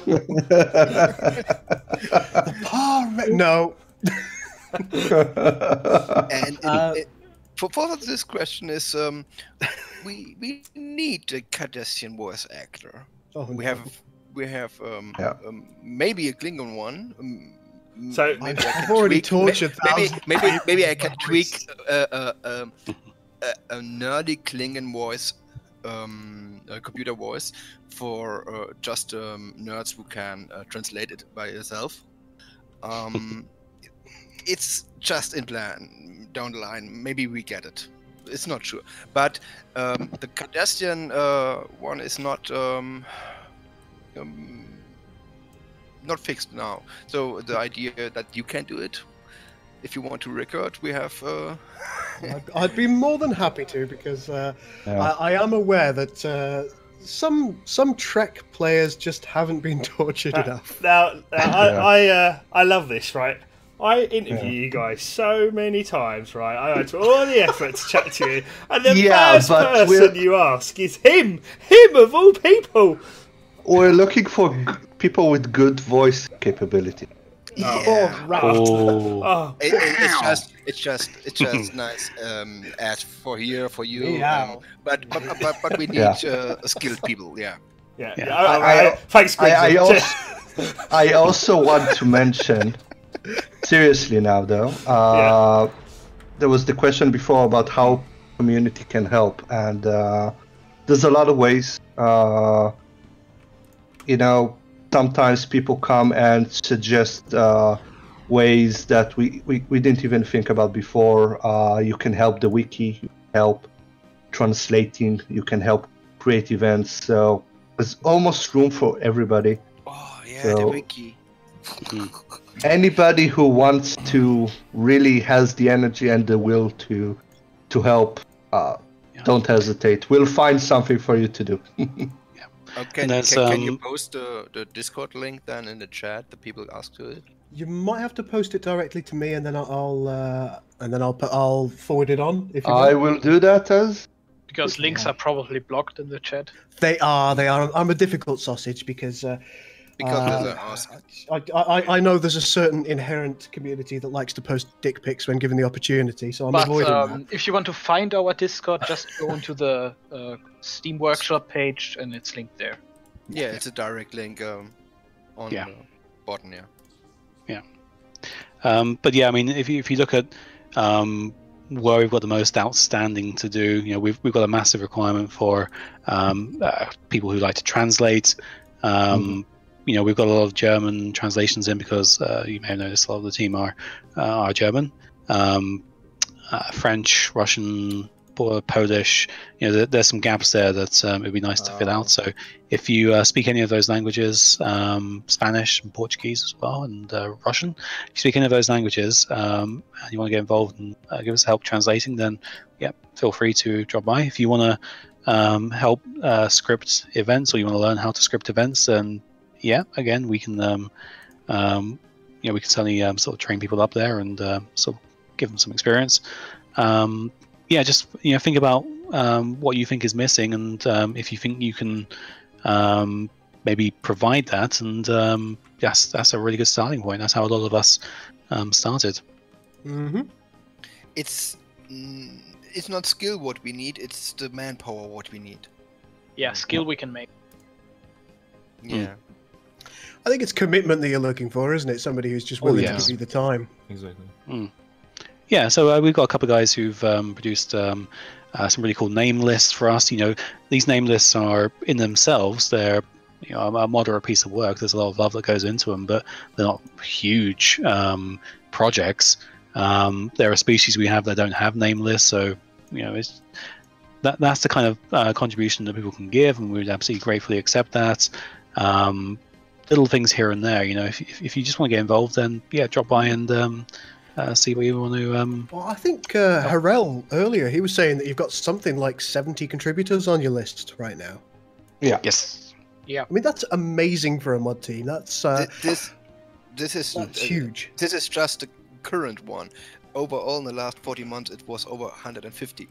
That's remarkable. I mean, that's indicative of a real community effort, and I really salute you for that as a dev group. I think that's great to hear that so many people are kind of coming in, and even if it's just giving a very small amount, it means they're part of the project and they're really invested in it. And I think that's you've gone about it in such a lovely and good and positive way. Hats off to you. Thank you. Thanks. Or hats on if you'd rather cover your hair up. I mean, whatever suits. It depends on the credit. Depending on how close you are to that Krenim leader. I think we'll all get there as time passes. Yeah. You built the expansions.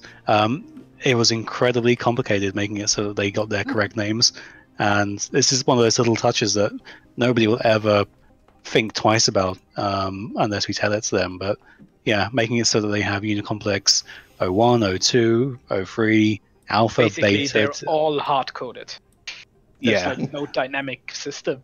It's just Also, it was super awesome to create the models in the red size. yeah, we had some problems with that. Ships flying off to like space on top or something. Yeah. Have you, Yep. Right, I let's. just seen I the, think we better grab that Discord link so people can join in and start. Yeah, sure. Yeah, I PM'd you. Yeah. Or Harald already did. Oh, what did you PM? Several minutes ago, you didn't look. You didn't look. He was too busy thinking about No, you did. I see no PM. how he's going to put. Oh, I his voice. said it to Bane. I'm so sorry. Easy, I guess. It's just so easy to confuse you two. I knew it. I tell you It's just something. so. I am not happy with how small the That's so Vidians common. are. The Vidians are getting their ass handed by the Kazon. That's not good. Well, There you go, guys. You should be able to join using that link. once we add those, Expire. once we add the unique weapons, I want to give them. Yes. Yeah. So one of the cool things I think we've added is the sort of the species unique weapon sets. The Vidians will be getting I can't remember the exact name that they use, but they'll be getting a couple of weapon options for their ships, which The are Stunny McGunny. yeah, something like that. So yeah, they got their own unique ship set as well, which I'm quite happy with because I made it. So Ah, Are you quite happy with it, Walsh? I'm ecstatic. I'm over the moon. I hear. Nobody that else you're- is, but yeah. Jerome says, "Is the current cube Bane has the strongest one? You want an even stronger cube? Really?" You can actually build 3 of those, just as a little note. Yes. But yeah, they're the most powerful thing in the game. Probably even if we'll do a WoW city ship. Yeah. We see. I'm not sure if they're more powerful than the Defiant class if you have Ben Sisko on it, but Yeah. the pimp hand trait. Like Dyson spheres in the game. We don't. We probably will do something with Dyson spheres related to the Genolan Dyson sphere, since that's the canon example, which That's right. is Yes. a different implementation to how Paradox have done it. So we would probably have a different model to the one Paradox uses, and it'll probably have a different function. I know Star Trek Online did a lot with the Dyson spheres and sort of tied them into the Iconians.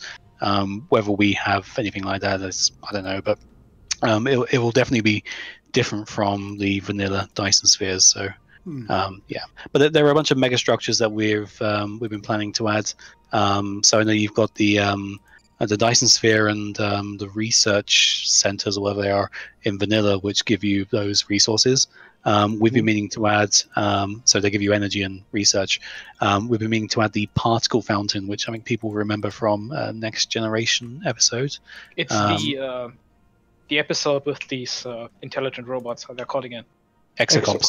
Yeah. Yeah. So we'll have like a mid-tier mega project or big project, whatever, which will give you, quite a lot of minerals, but have quite a high energy upkeep, which will be almost the inverse of the Dyson the sphere. Yeah.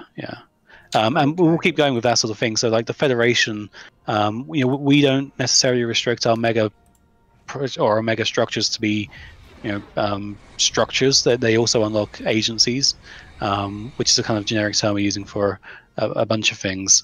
So if you're the Federation, you can build the Starfleet Naval Museum, which will give you access to Enterprise era ships when you're not in the Enterprise era. So that'll be expanded when we mean to do this for a while, but you'll eventually be able to build all of your previous ship eras through this sort of naval museum system. Klingons and Romulans will get the same thing because they have eras as well. So there's a bunch of stuff like that which we'll just keep adding. But I think if people remember when Utopia first came out, we didn't have any mega structures in at all. We've slowly added these systems in place, and I think we probably have more mega structures now than vanilla does. So, yeah. Fantastic. What about? Again, this is just an aside question that I was thinking about while we were talking about spheres.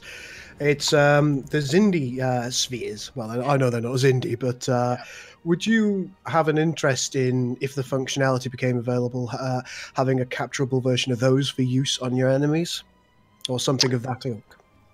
Well, yeah. I mean, it's funny you mentioned the Xindi sphere. We've just put in a replacement model for that, so that'll be coming in pretty soon, I think. Nice. In terms of capturability and stuff like that, then we got some options there. I mean, we haven't specifically thought about making it so you can grab that as a non-Xindi player or non-AI player. I wouldn't be opposed to it. I think we just need to figure out how to make it not completely overwhelming. Well, does anybody else have any questions before we let these fine gentlemen go? Because I know that we've been rabbiting on at you for about 2 hours now, haven't we? So I should probably let you get to sleep or to Sleep is for the week. We talked about that. We're used to that. The internal dev talks are probably taking longer. It's okay though, because I've sent an Omega Cube towards the Federation. It will take about an hour to get there probably, but it's on its way. Is that it? It's on its way. We should probably see it. Yeah, we should probably see it. Yeah. Yes, this is the mod's on Steam. If you hunt us down, you'll probably seen on the top of the list the content submod and maybe the Borg UI mod. But for each of these, you can get links through to the main Star Trek New Horizons mod. Yep, this is definitely available. It's definitely there now, and you can definitely play it as Bane is playing it right now. So absolutely, pretty awesome stuff. This isn't a beta version that we've got our hands on earlier than anybody else. This isn't a special version for us. This is the released version. Yes. Yeah. Not that I'm salty about that. In terms of the question there about is it standalone or can be mixed with other mods, we strongly recommend you don't mix this or have other mods active outside of the sort of New Horizons group, or if it is compatible with us, we'll sort of advertise that and you'll know it. But yeah, we can't guarantee that the experience will be acceptable or stable if you run with Star Trek New Horizons mods, and so I know a lot. We're not quite ready for Trek versus Wars yet, then. Well, no. I mean, the problem really is that other total conversions will modify files, and by necessity, they'll modify vanilla files in order to do certain things. We'll do the same. We just can't guarantee that they won't clash. And so yeah, for Trek versus Wars, you probably would have to create an add-on for New Horizons that includes like an Empire faction or something. Or use a sheep pack. Or use a sheep pack. Yeah, and that would probably mean to make like an entire tech tree for that. So. And besides, the Borg would just assimilate the Empire. We all know the truth. When is the next version? Asked Vorv. Well, soonish TM is the official answer. Obviously, we'll release compatibility patch with 1.8 as soon as we can. That's on the 21st of September. I think we can all safely say that the beta is a very good indicator of how we want to proceed and how we see the future of the mod in terms of the size of the updates, their frequency, and the level of polish. So since we'll only really be able to start properly working on the next update after 1.8 launches, expect a compatibility patch and then a major patch sometime after that. Yeah, absolutely. Oh, no, not New Earth. Oh yeah. I've got to remove that from the name list. That's silly. New Earth, honestly. I don't even believe they're from Earth. But yeah, the timelines, they're definitely more than a month. So just to set expectations. But Probably conversely, this year. Oh Yeah. yeah. Probably. 2017, definitely. Yes. Yeah, but I mean, if you look at updates we made before the beta patch came out, we were looking at maybe an update every 2 weeks with a moderate amount of content.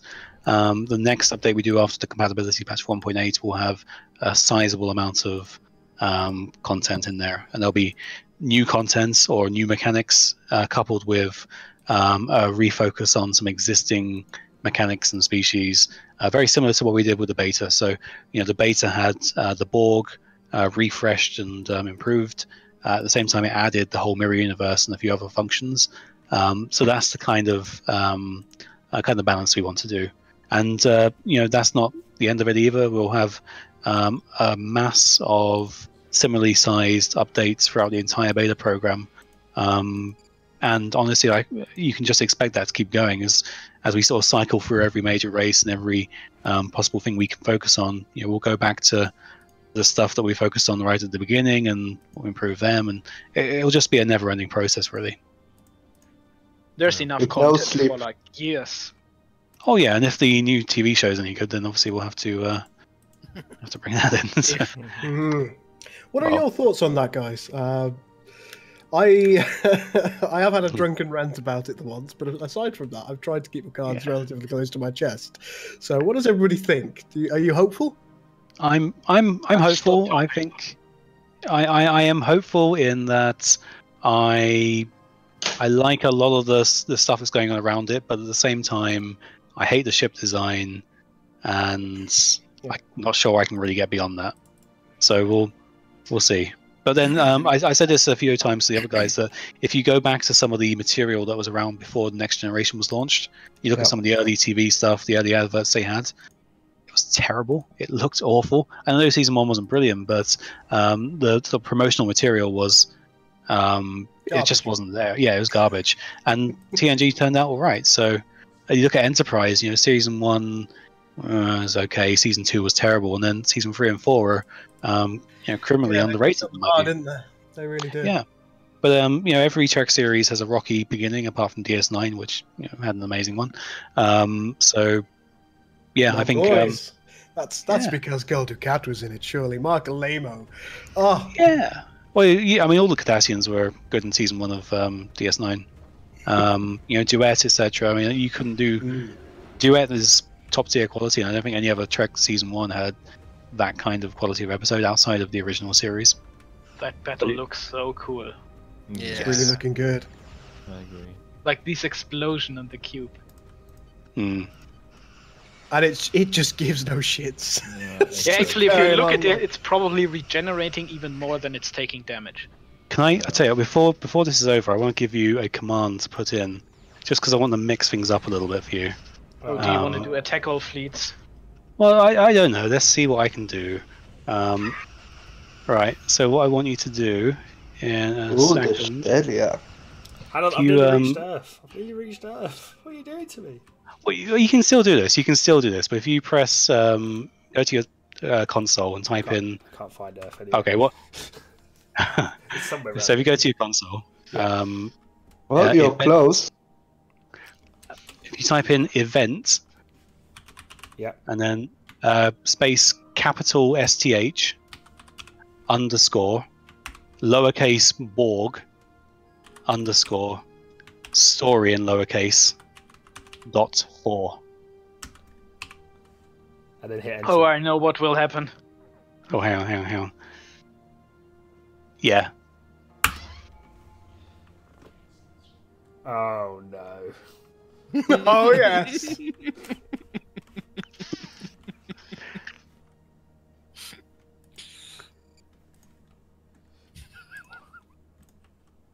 What have you done? Well, we'll find out. Oh, you lost your ship that was on the way to Earth.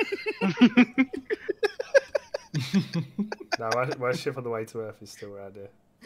Oh, is it there? There you go. Yeah. There it is. Yeah. Yeah. Do you notice? Not you've as got some, much. you've got some 70 blue virgins. neighbors now. Go to, there. There's a planet called 70 Virgins. Go there. What's this Borg cooperative? It's called a rebellion. And you're at war with them. I don't want to fight the Borg. Resistance is futile after all. So yeah, we'll add in some unique diplomatic responses for the cooperative and give you a few more options there if you're against them. What's it going to be like? Back off. Well, if you zoom in on their fleets, Oh, look if you at zoom in that, on what their they fleets, have. then Tactical cube. Where's their fleet? Where's their fleet gone? well, if you can find one, you'll notice some interesting things about their sort of coloration, etc. Well, there was one, but it's running away. Probably going to. I your wonder space. why. It's down there. They're purple.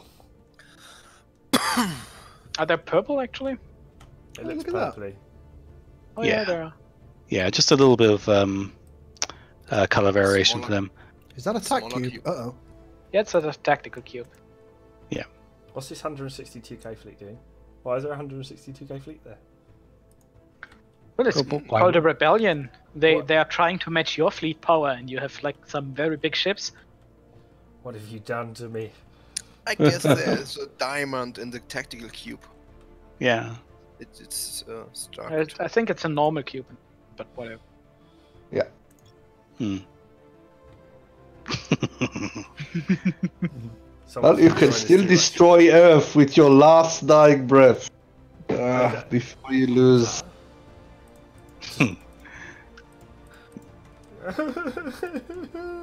Right, I got to find her first. Yeah. Well, more important, are there more questions, people? Let's Bane, die horribly while we deal with the important stuff. Fuck my death cheat. Yes.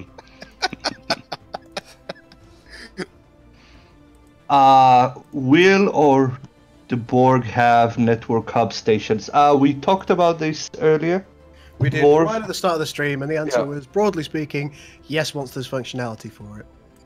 So once and if Paradox will be kind enough to give us the tools, we will. So we would love to, but at the moment it's just not possible. Yeah. Death by snoo snoo, I see. How powerful are Unimatrixes defense-wise? They're 6.3K. pretty decent. Yeah. So you're not going to be losing Unimatrixes at the start of the game, but as your enemies sort of develop, then yeah. I mean, they start off at 6k. As you develop new technologies, they get up to about 11k, as you see there. So, and they regenerate over time as well. So if you lose one, as long as there's no combat in the system, after about a year, this should be you interesting come back. fight. Holy shit! beat I'm pretty sure the the cube fuck? died. Oh! You instant build is active, so each AI will build. Yeah, if instant build is active, like the AIs can also use it. Oh yeah. Yeah. Yeah, that's why there are so many Borg ships. Oh, that's why there were so many frigates We are the And Borg. not- Yeah. and not destroyers fighting. Okay, this is gonna be a funny fight. You will be re-assimilated, fools. Or, Yeah, you will Valkyrie. probably be assimilated, but whatever. Well, we'll see, but it's gonna be amusing either way. Wait, It's- do you see that? Did something really build destroyers? Your cube will lose. Maybe. I guess. No. We will see. Fuck. No, High the- tech. I love the spinning spheres.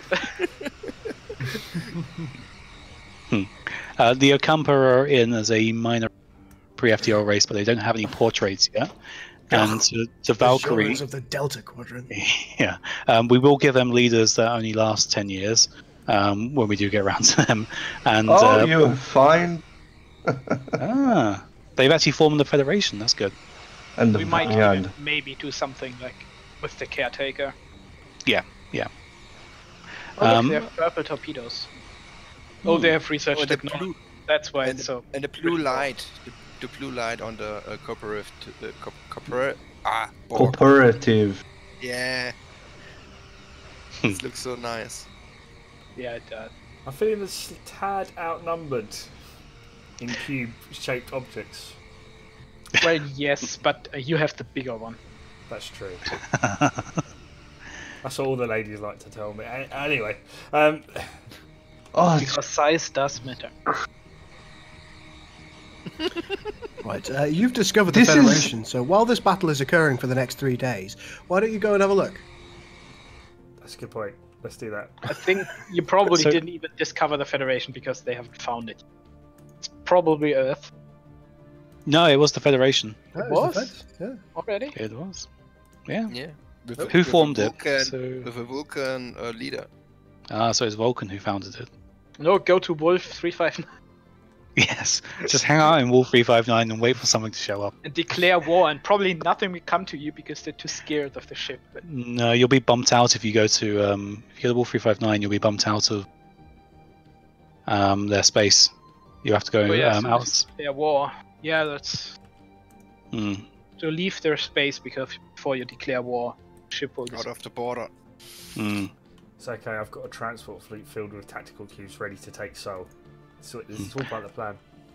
But it does look like the Andorians didn't join. Yeah, Yep. sure. Mm. As Most of the for time, it's the Tellarites who are missing. Raid is asking whether enemy Borg ships have shield. Well, That's because of research technologies. no, but beyond that, the other Borg factions don't have as many restrictions for tech as the Yeah, Borg collective, so they can get some stuff that regular Borg. Yeah, the main problem is that it was created after he used research technologies, and basically they have access to all technologies, and then the ship designs are very random. It's also the same reason why they created 2 destroyers, which they shouldn't be able to. So how's that? How's the Borg on Borg battle going? I'm losing very shortly. Like there's no damage on your ship. Oh look, there's more. No, coming in. that's Holy! Holy hell! Look at all those Holy diamonds. hell! That's This is what you get when you cheat, though. This is you've got This is instant. why you bonus. shouldn't So many cheat. Yeah. cubes. It always found. Many cubes. Holy shit, moly. that's like over 1 million fleet power if he would join. Yeah. Okay, so that's a proper Borg invasion. Like the Borg cube is still like at nearly full health. Samaronin, you only need 3 of the founding species, so Tellarites, Vulcans, Andorians, and humans. 3 out of 4. Yeah. And with the 3 out of AI 4 ain't most bad. of the time, it only founds with 3, because they don't try to force. Yeah. I mean, eventually we will rework the Federation formation chain to be a bit closer to the canon scenario, where more of these species don't like each other and then slowly learn to get along with things like the Babel events. But for now it's working and it's stable, so we don't want to play too much of that just yet until we're ready to really focus. So on it. if you attack Earth, you have to make sure that your time traveling sphere is ready. Yes. just in emergency, you know. Just gonna reinforce my cube. So the geometry of change events you have there, every species, even if they don't have eras, So, Federation, Roman, and Klingon have ship eras which progress over time. That's basically the same event, but for Borg. So, Yeah. it gives you a small boost to the ships that you build. So the new ships that you build are slightly stronger than the ones that occurred before the Geometry of Change events. So you do get some bonus out of it. But because the Borg designs don't really change over time, there's not much to worry about there. There actually was a question to that earlier. Somebody was asking if we were adding new era ships to like factions outside the Federation, the Klingons and the Romulans. Yeah, and I guess Grinsel can probably go into detail here, but really, it's a matter of having canon assets there. So if we can, I think the Gorn probably they've got a TOS era design, so you could possibly. Oh dear. Ooh. Oh, no. Nice slideshow though. Now retreat it! Retreat it! Oh. What are you doing? Get him out of there! Ah. You saved just in time to be able to retreat it if you want, though. Go on. No, I retreated. He's retreated. You did? Yeah. Wait, And it wasn't the FTLs. There's the next one coming in against like 1 million K or like 2 million. Several million. Actually, 2 900K fleets. Yeah. God. I don't like you, Warshikis, anymore. You've spoiled my fun. What, did you used to? Well, a little bit. Aww. But then, Right, guys, I think we need to draw the stream to a close at this point. It's been amazing having you guys here, and I hope that answering the questions has been fun for you. It has been. Good. Well, thanks so much for joining us. And I think we were talking earlier and saying that hopefully as development continues, we'd love to do more of these. Yeah, absolutely. I think we're all happy to. Yeah. That's great, guys. Well, ladies and gentlemen, thank you very much for joining us and for asking the developers of New Horizons questions. This will be up on YouTube in a couple of days, and if I remember, fingers crossed I will also post the link in the YouTube variant to the New Horizons Discord, just so you can get on there and start asking them questions a little bit more directly. But for now, ladies and gentlemen, thank you so much for watching. This is the girl, Bane, and looks like most of the squad of New Horizons developers, of course, Grinzel, Harel, Oninoni,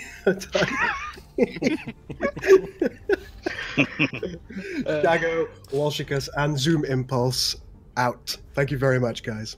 Bye. Thanks. Good night, guys. Good night, guys. Good night.